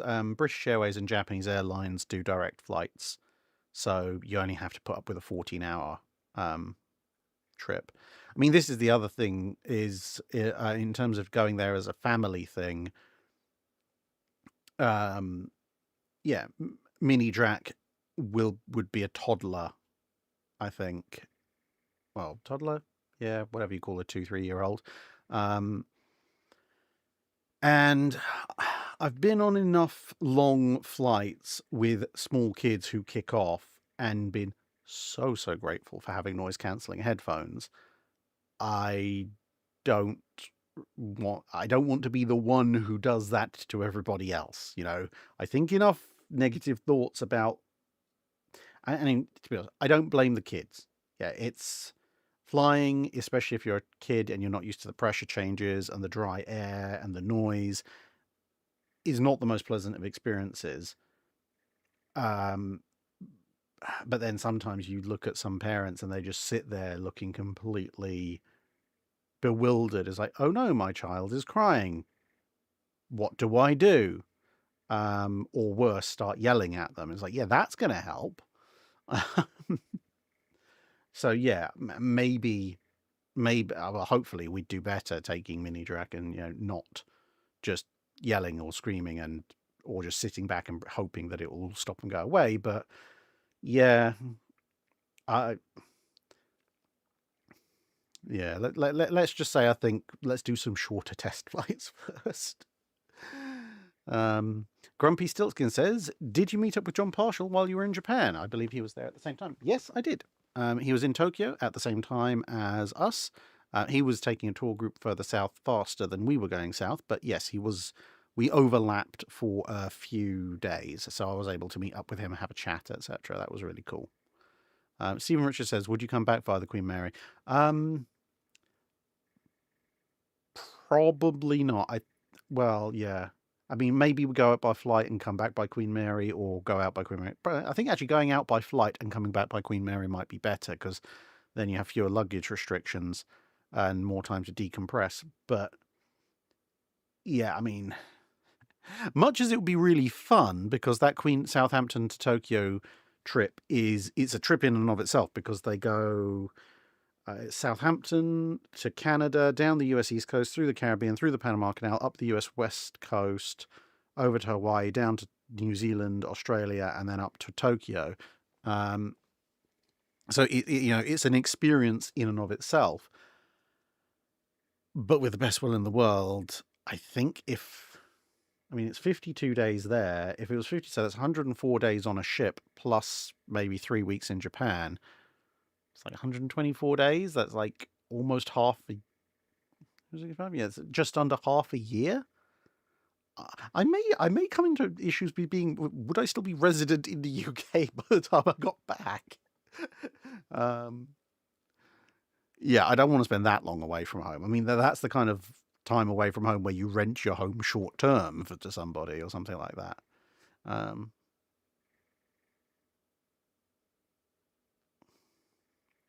AZ in Home says, I kind of wish I picked up one of the Japanese Maritime Self-Defense Force hats at the Etajima Academy gift shop. Oh, I got plenty of hats. I've got plenty of hats from my trip in Japan, and challenge coins as well.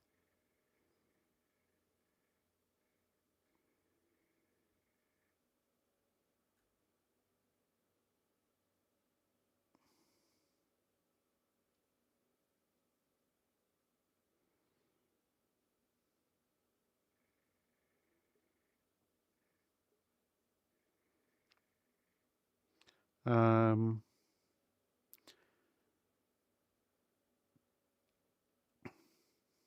Tenmate82 says ANA also flies from LHR to Haneda. Okay, but I wouldn't do it. No, to be fair, ANA I have a very mixed experience with because when we were going from Sasebo up to Hakadake, everybody else decided to take a 15-hour multi-stage Shinkansen, and I decided to be the sensible one and take a flight, which was actually two flights because you had to take an express train from Sasebo to Fukuoka, a flight from Fukuoka to Haneda, and then a connecting flight from Haneda to Hakadake.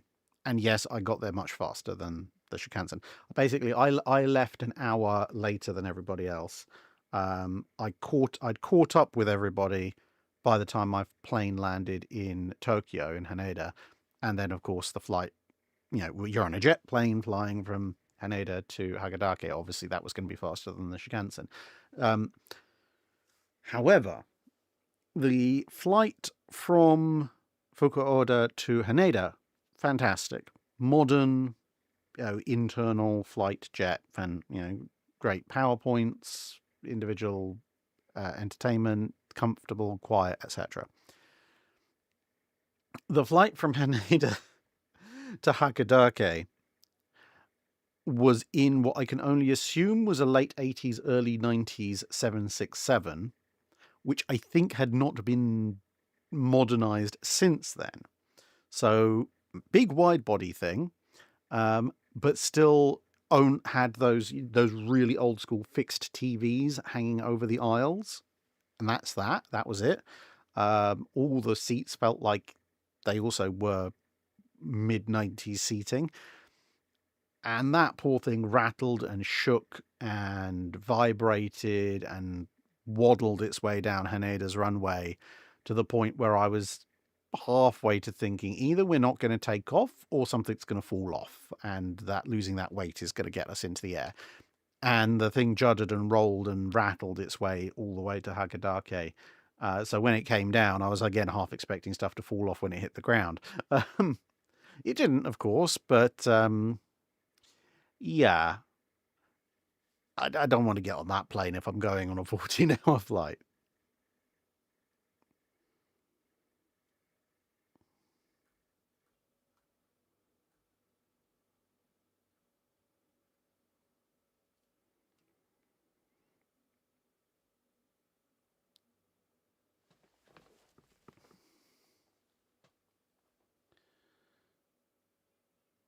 Bonsai Blacksmith says, is that a humidor on the bottom left behind? Bottom left. Bottom left of your screen would be there. No. If you mean over there, there, that would be the sort of the white thing wedged up against the door. That's a portable aircon unit, which I actually need to put it away in its cupboard because I had that out before I left for Japan because it was very hot and I needed to cool this place down. And now this place is a nice gentle temperature because, well, it's very cold outside, but the massive TV screen that is my monitor and my computer just about keep everything warmed up. So yeah, just portable aircon unit with the exhaust hose disconnected.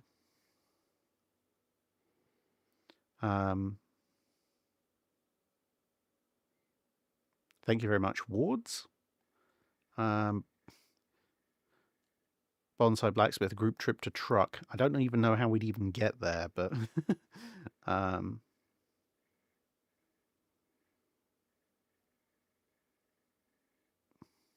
yeah.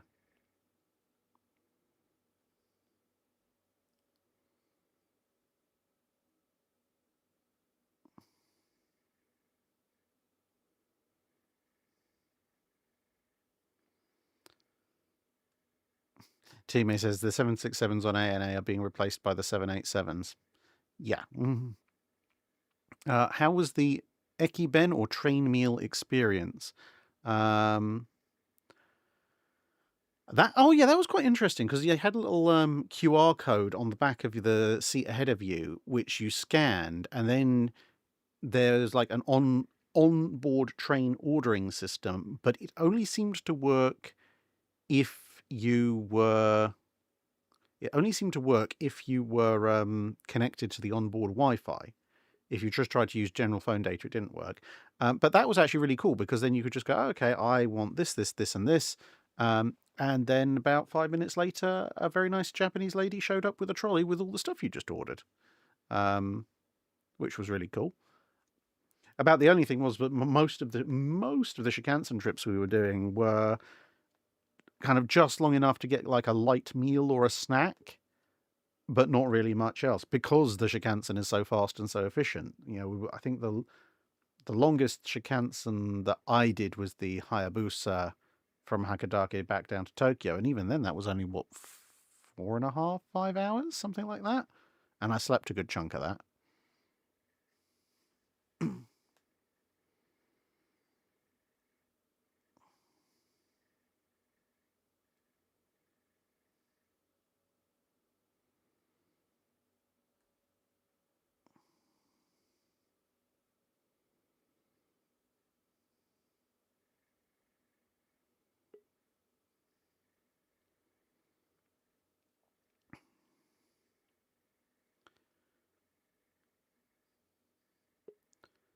Right, so where are we?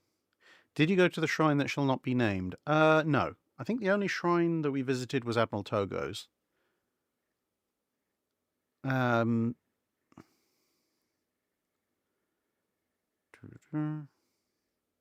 oh yeah, the rock hard ice cream from the vending machines. Yeah, you bite into it and you're lucky if you still have your teeth. I discovered that the hard way. Although I did also discover when it's 33 degrees, you just like hold the ice cream for about 30 seconds and then it suddenly becomes edible.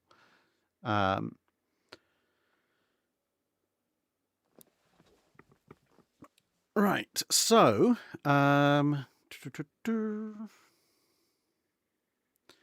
yeah, I've caught up with the questions, I think. So what I'm going to do, we'll keep the stream running for another 5-10 minutes, and then probably as we come towards 10 o'clock UK time, I will wrap things up, because I need to get to sleep and I've got plenty more videos to record in the morning. So should all be fun. So yeah, you don't have to restrict your questions to purely just the Japan trip. You can obviously ask other questions as well, and we'll see how it all goes. So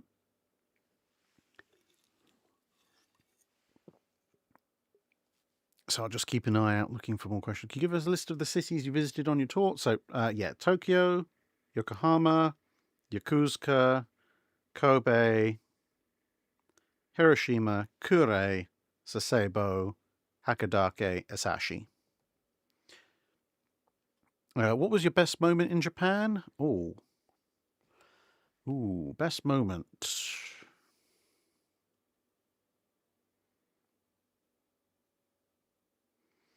I think best moment would have to be tied between meeting a bunch of subscribers in Japan. That was really cool. And also when I was talking to the main curator on Mikasa, I have a friend who actually lives like 5 minutes that way, who's had quite extensive dealings with Mikasa in the past, and the captain who is the curator. And it was really funny because obviously I'm coming sort of out of nowhere, and then I mention him to the curator, and the curator's like, oh yes, of course. And suddenly everything is absolutely perfect.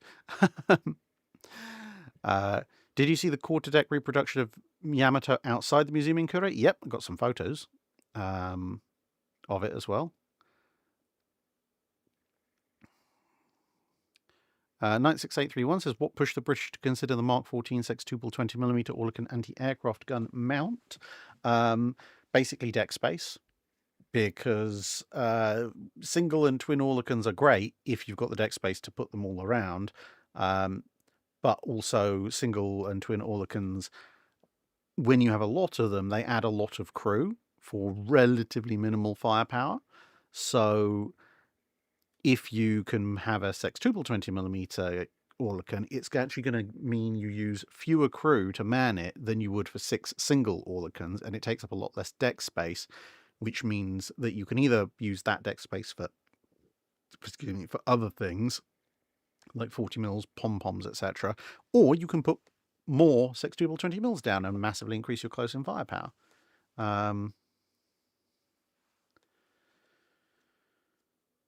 Aluminium fence, yes, I did answer your video, and basically the answer is there's about 200 videos on my watch later list, so I'm working my way through them. I'll get to it eventually. Bonsai Blacksmith, anything left of the Japanese Navy facilities in Korea? Yeah, loads. It's still an active naval port. We took a little boat tour around the harbour, and we actually managed to get the tour that went around the harbour during sunset. So we got to see all the Japanese Navy, or Japanese Maritime Self-Defense Force, but let's face it, Japanese Navy ships in harbour doing their sunset colours ceremony, which was quite cool. And you've got to see the shipyard, where Yamato was built. That was quite fun. Did you see the turret from Mutsu? Yes, but at a distance, just across the playing field. Were you able to visit the downstairs areas of Mikasa? Yes. Will there be an alt history live stream this week? Not this week, unfortunately. I did want to do it last week, but the jet lag just wouldn't allow me. But I will be doing one next week, and then I'll be doing another one towards the end of November. So basically, the October one will be the first week of November, and then the November one will be the last week in November. Will you finally turn your library into your own version of the Mikasa Models Museum? I haven't got that many World War II ship models. If you include my Dystopian Wars collection and my Battlefleet Gothic collection and my Star Trek model collection, I've probably got more models than the Mikasa Museum does at this point. That'd be quite funny. Sarah Pearson said, you mentioned earlier you'd be coming to the US to learn about triple expansion engines. Can you tell us more about that? Yeah, there's a Liberty ship in Baltimore? Question? Yes, Baltimore? Boston. No, Boston. There's a Liberty ship in Boston. No? Baltimore? Yes. Maybe. Yes, no, it is in Baltimore. There's a Liberty ship in Baltimore which does basically a short course where you can learn how to fire up and operate the vertical triple expansion steam engine that's there. I'll be on that course.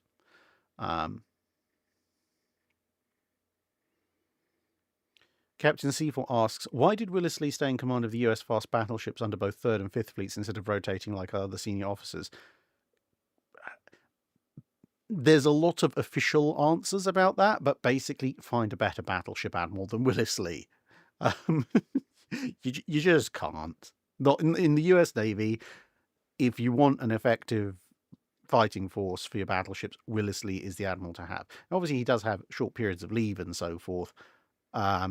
But everyone's basically like, yeah, if we end up in a surface gunfight, he's the guy we want in charge of our ships. Stephen Richards asks, how's your book doing? I'd have to ask USNI. It was doing pretty well the last royalty check I got from it. But next one should be due in a month or two.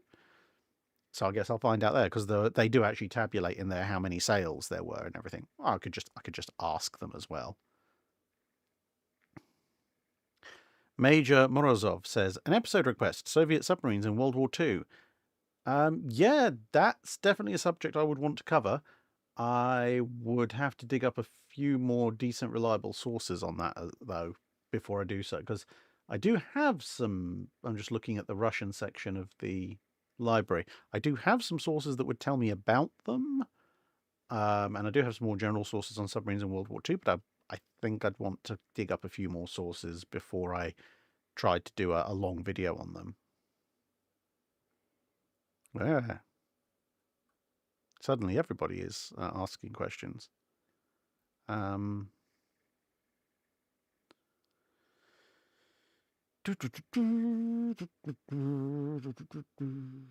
Dr. Irrefutable, what do you think of Admiral Togo's actions at Tsushima? Did he get away with his term maneuver mostly because Russian gunnery was terrible? To a certain extent, yes.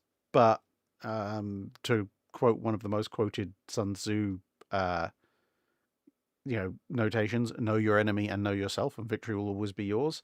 I have a feeling if Togo was up against a navy that he knew was actually pretty good at gunnery, then he wouldn't have done what he did. But let's say that there have been more than a few media reports that probably assured him that Rozhesvensky's force was not the best. Obviously, Rozhesvensky had massively improved their gunnery compared to what they were at the start of their voyage, but to be honest, any admiral like Togo who's looking at the comical attempts at the Second Pacific Squadron to deploy itself into a new line as he approaches would very quickly realize this is not a fleet that is at the very tip top of its training capabilities. Bonsai Blacksmith said, did they keep any historical buildings in Kure? In the actual dockyards? I don't know, because we weren't allowed in them. I could have a look through my photos and try and see if any of the buildings look particularly old. Theodore asks, are you going to learn how to shovel coal or something with the engines? As far as I'm aware, we're going to learn how to actually operate them. Kenny Japan, did your trip to Japan overlap with HMS Prince of Wales? No, we got there just after HMS Prince of Wales left.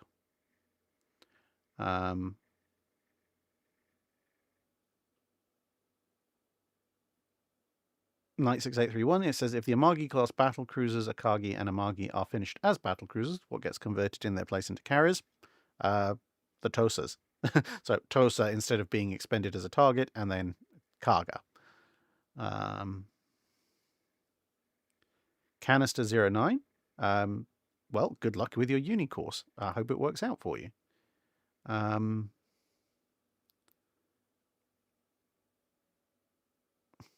Steve Clark says, do you have your own Japanese-based emotional support submarine? No. I do have a Japan-based emotional support iridescent bug and a Japanese-based emotional support Hokkaido fluffy bird thing, both of which Minitrack absolutely loves. Robert Denduven, was John Partial in one of his iconic Hawaiian shirts? I think so. Yeah, everyone correcting me, it's Baltimore.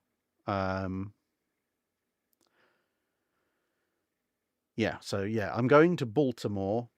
I may go to Boston next time. I'm in the States that isn't this time. So whether I'm in the States next year or the year after, then at that point, well, I usually fly into Boston anyway because it's the shortest flight that you can do.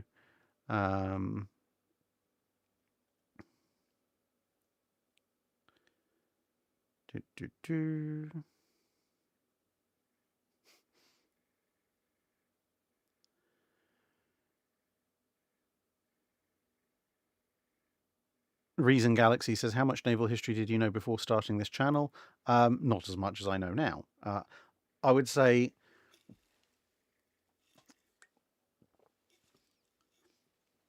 that's the last of that iron brew. I would say my knowledge of naval history was broad and reasonably deep, but not as deep. What doing the channel has allowed me to do is get far more specific books, which have allowed me to dive a lot deeper into elements of naval history that I already knew the general details of, but now I know a lot of more precise details of. To varying degrees. I mean, there's some stuff that I'd looked up quite a lot beforehand and done various archival visits for that, that kind of stuff.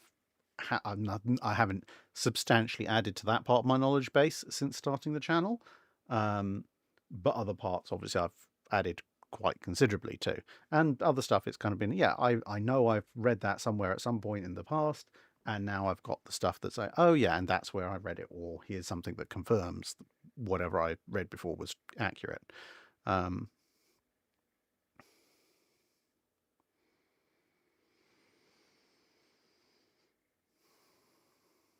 Ooh, Peter Smith says, is there any news on when your book will be printed in the UK again? As I tried to get it from Waterstones and they said it was out of print. It shouldn't be out of print, but if they're saying that it is, I'll speak to USNI and get a stock available again on my website in the next few weeks. So then you can get it directly from me. So yeah, if I haven't restocked it on my website by, I would say, the third week in November, poke me on Discord or via email, because at that point I'll probably have the stock of books physically here, and I just might have forgotten to up the stock numbers again. But yeah, it will definitely be available. Do you see the dry dock or dockyard where the Yamatos were built? Well, where Yamato was built, yes. Musashi wasn't built in Kure. Did you look at any of the current Japanese ships? I mean, from a distance, yes. We saw a couple of them, new Megami-class frigates. Saw Kaga, albeit at a slight distance. We did see Kaga and a whole bunch of other ships as well. Wasn't in a train station when a bullet train went through without stopping. All the train stations I was in, the Shinkansen was stopping because I was there to get it.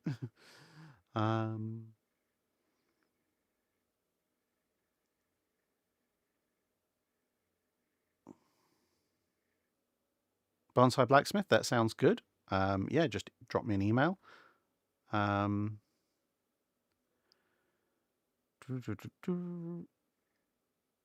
Walter Broad, US. Will the Baltimore trip have a visit to the NS Savannah? Maybe. It depends on exactly when I get to Baltimore and how much free time we have outside of the actual course.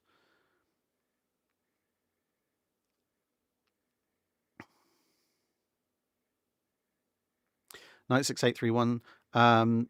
Well, you said Amagi and Akagi are finished as battle cruisers, so you didn't say anything about them finishing the TOSAs.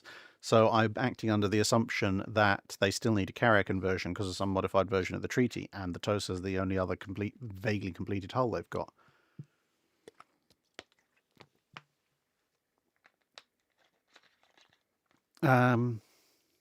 Fisher 1906. Did I skip your question? Oh, there it is. If Japan completed the 8-8 fleet plan, what will they construct after that? They would just be cycling the 8-8 plan, because the 8-8 plan said that you had to have 8 modern battleships and 8 battle cruisers, modern ones. So, theoretically, with the completion of Nagato and Mutsu, theoretically Japan had its 8 battleships, because they had the 2 Kawachis, the 2 Fusos, the 2 Issei, and the 2 Nagatos. But the Japanese went, no, actually, we're not counting the Kawachis, but they don't count them as modern frontline battle line units in 1920, so we have to build more. So the 8-8 plan was never something that was going to be complete. They might reach their 16 capital ship target, but by the time they did so, it would be time to build replacements for the first pairs.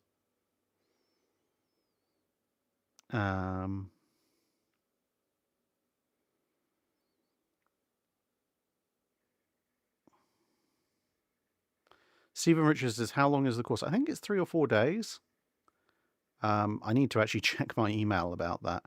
Because, I mean, I plan these things, but also I plan these things to the point that I need to get the ball rolling. So my plan is, I know when I have to turn up at Baltimore. I know when my flight back is. That's really as far as I need to go. I know when my flight there is. I'm going to fly out there. I'm going to get to Baltimore. I'm going to start learning about steam engines. And at some point that's going to stop, and then it will stop before I need to get my flight back. And I'm not really that concerned with exactly when that is. I will obviously have to look it up and figure it out exactly, but it's not particularly high on my priority list.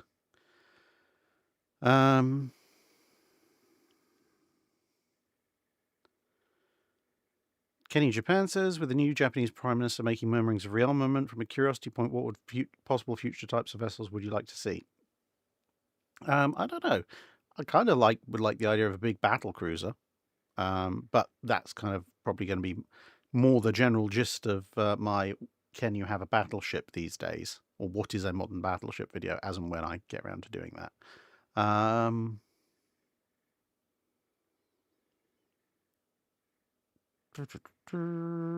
Bonsai Blacksmith, have you ever gone into the difference between a historian versus a historiographer for your audience? No, I haven't actually. Maybe I should do that at some point. Gregory Wright for J.W. Brown. There you go. It's 4 days apparently. AZN Humming, will you have visited all 4 Iowa class in person by the time you reach New Jersey? Oh, I've already visited all 4 Iowa class. In fact, I think I visited all 4 Iowa class in 1 year in 2022, because in April I went to New Jersey, Iowa, and Wisconsin, and then in September I went to Missouri. So yeah, I have actually already visited all 4 Iowa class.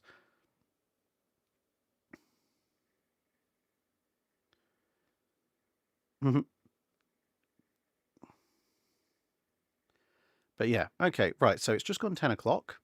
And I will do 3 more questions and then I'm going to wrap up. So first question, 1MC, coolest loot from the trip. Where's my loot bag gone?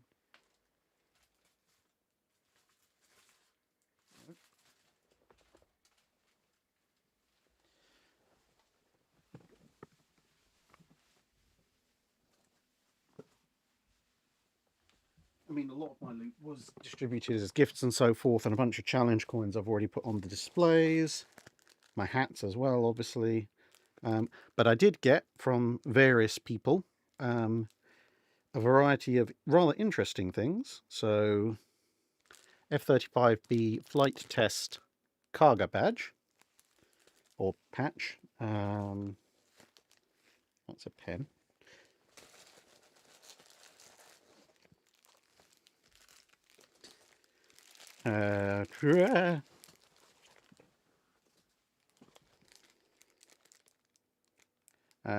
Japanese Maritime Self-Defense Force War Vessel Qualification Badge. Some stickers. Miniatures of all the qualification badges. Dolphin badge.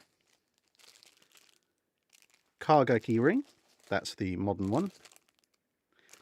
Kirishima keyring. Again, the modern one. Maya, DGG 179. And Megami, the new frigate. And as I say, a bunch of nice people did also give me their challenge coins, but they're in there and there in the challenge coin department. And I also, for myself, picked up a series of little flag pins. So that one is Victor, I require assistance.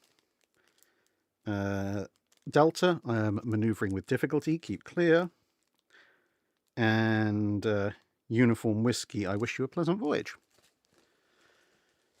And I've got a bunch of hats as well. They're all over on my hat stand. Milton Diaz says, I believe I met you on Wisconsin. Yes, most likely. Yeah, that's the loot I have yet to mount, basically. A lot of the other loot, obviously some stuff I got as gifts for people. As I said, the challenge coin's already there, the hat's already there. Couple of flags I've got. I need to find somewhere to put. Yeah, bunch of other stuff, the model kits and such like. Little souvenir coins from various places, like the fortress and so forth.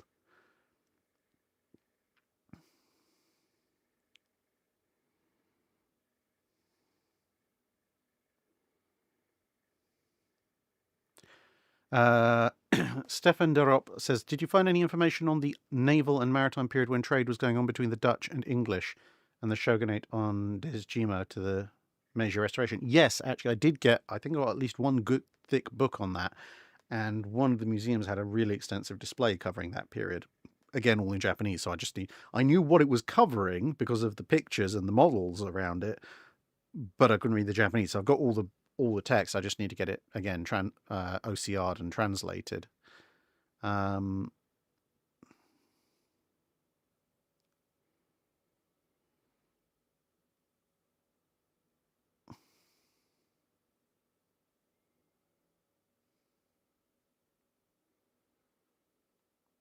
Dr. Clark says, where is the Sword of Fleet Destruction? That's over in the armory room next door.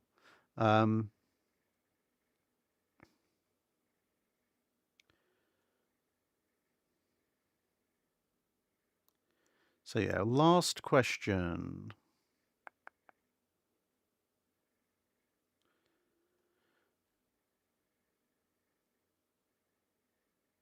Last question I'll go with is from Major Morozov, who asks, will you ever move on to Cold War ships? Generally speaking, almost certainly not, because so just to reiterate why I don't cover quote-unquote modern ships on the channel anyway, two main reasons. Firstly, covering the Cold War period involves covering various conflicts which are still fairly raw to varying degrees in in modern circles, so not wanting the comment sections to devolve into complete and utter flame wars, it's just not worth it. I mean, hey, you want current politics that'll cause a whole load of controversy and people screaming and accusing each other of being extremists in the comments? After Korea, the next interesting naval conflict chronologically was Israel versus the Middle East. Yeah, I'm sure the comment section of that is going to be fair and balanced and calm and totally not a complete dumpster fire. Yeah, let's not do that. Also, the other thing, which perhaps is probably actually, to be honest, the bigger thing, is simply the fact that what's the best way of putting it?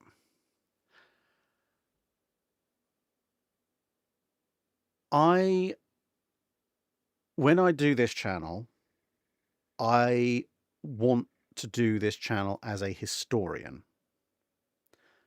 And that means that if I say something on the channel, I should be able to back it up, either with explaining from my own personal knowledge why this is the case and how it's the case, or from good quality sources. So basically, if someone says, you said this in this video, why?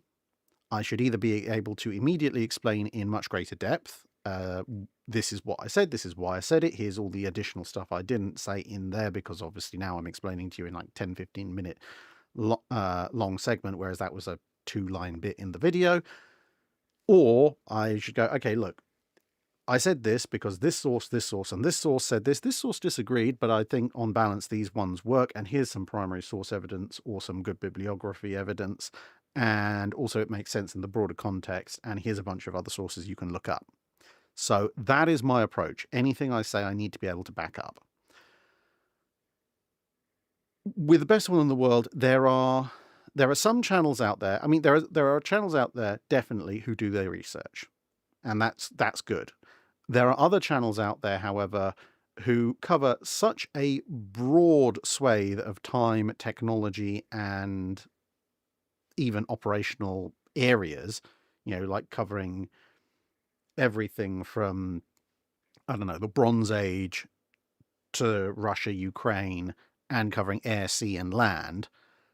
There is no way on this planet anybody knows all that stuff and can present it from a position of authority. Or really understand it in the level of depth to, meaningfully present that, from a position of they actually know what they're talking about. At which point they are to my mind, a presenter rather than a historian.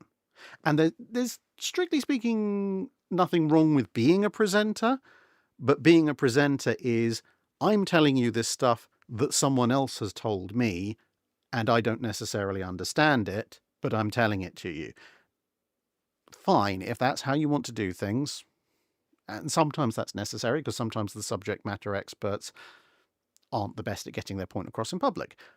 But that's not how I want to run this channel. I don't want to be presenting something that I actually don't really understand, because that's just not what I want to do. And so when it comes to steam engines, hull hydrodynamics, naval gunnery, fire control systems, etc., World War II and back, I feel relatively, and tactics and so forth, I feel relatively comfortable in being able to say, look, I've said this and this is why, holding my own in an academic debate about it.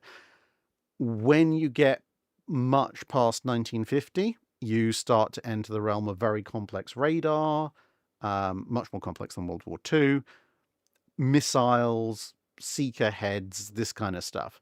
And yeah, I've got a reasonable working knowledge about how that works and what the rough capacities of these things are, but I do not understand them in anything like the level of detail that I understand naval gunnery. Um, if someone asked me, here's an SM-2 missile, explain how it works, I can give you the basics of how a rocket works. I can't really tell you the finer details of an SM-2. I don't know. And therefore, if I was to say, well, the SM-2 or the Sea Viper or the Sea Dart or the Sea Slug or the Talos or the Terrier or the SAN-6 does this, I would be telling you that because somebody else has said that. And I'd be like, well, they said that, so... and I wouldn't be comfortable doing that, personally. And of course, the corollary to that is that if I did happen to know what an SM-2ER or an SM-3 or an SM-6 or a Sea Viper or whatever actually could do, as opposed to what the Wikipedia figures say it can do, I can't tell you that. Which is obviously another problem, because if I say to you, the Scharnhorst 11-inch guns can reach that far, fine. I can prove that.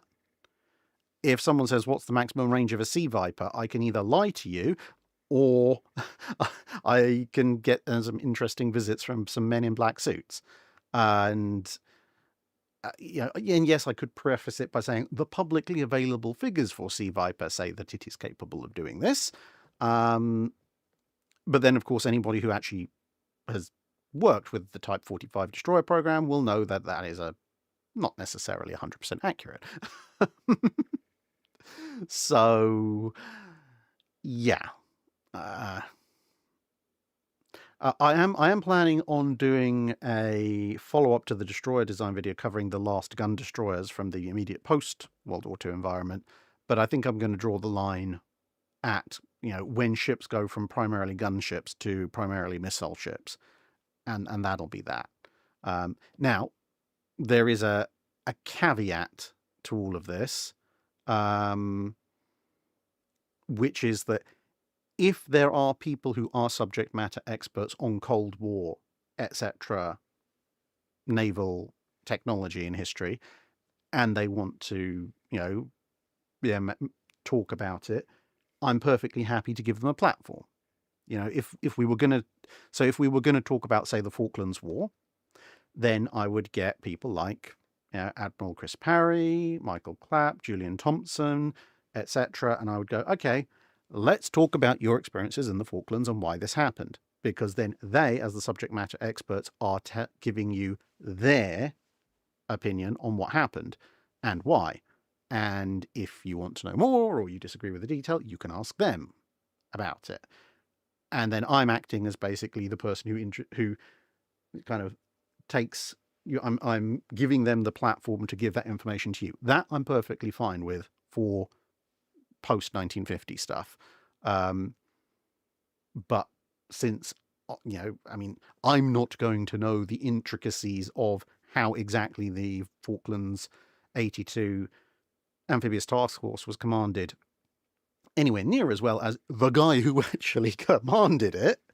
So at that point, well, I'll get him to tell you. That's the best way of getting the accurate information, I think, to everybody. Yeah. So yeah, that's a bit of a ramble, but that's kind of why I don't really go much past 1950. unless it's ships that were built before 1950 that have a career after 1950. So obviously, if you're going to talk about the Iowas, you do have to talk about the fact that they serve in Korea, Vietnam, Gulf War, etc. That's fine. But yeah, I'm not going to sit here and go, "Hey guys, let's start taking random wild mass guessing at what the true capabilities of a Flight 3 Arleigh Burke are." I'll leave that to somebody else. In any case, yeah. So Gregor Wright pointing out, yeah, the captain of the Iowa. Now my mind's just gone blank. Yes, the lovely gentleman who captained Iowa in the 80s. That's a good example. You know, that's a pure 1980s exercise. Larry Seacrest, I think. Yeah. Absolutely, you know, had him on several times. So Sequist. That's it, Sequist. We had him on several times. Perfectly happy to do stuff like that. But anyway, I am going to wrap it up there. And I will hopefully see you again at some point in the future. And well, it's Wednesday, so yeah, Saturday video. Spoiler alert, is going to be on Japanese shipping of some description. So see you then. Bye for now.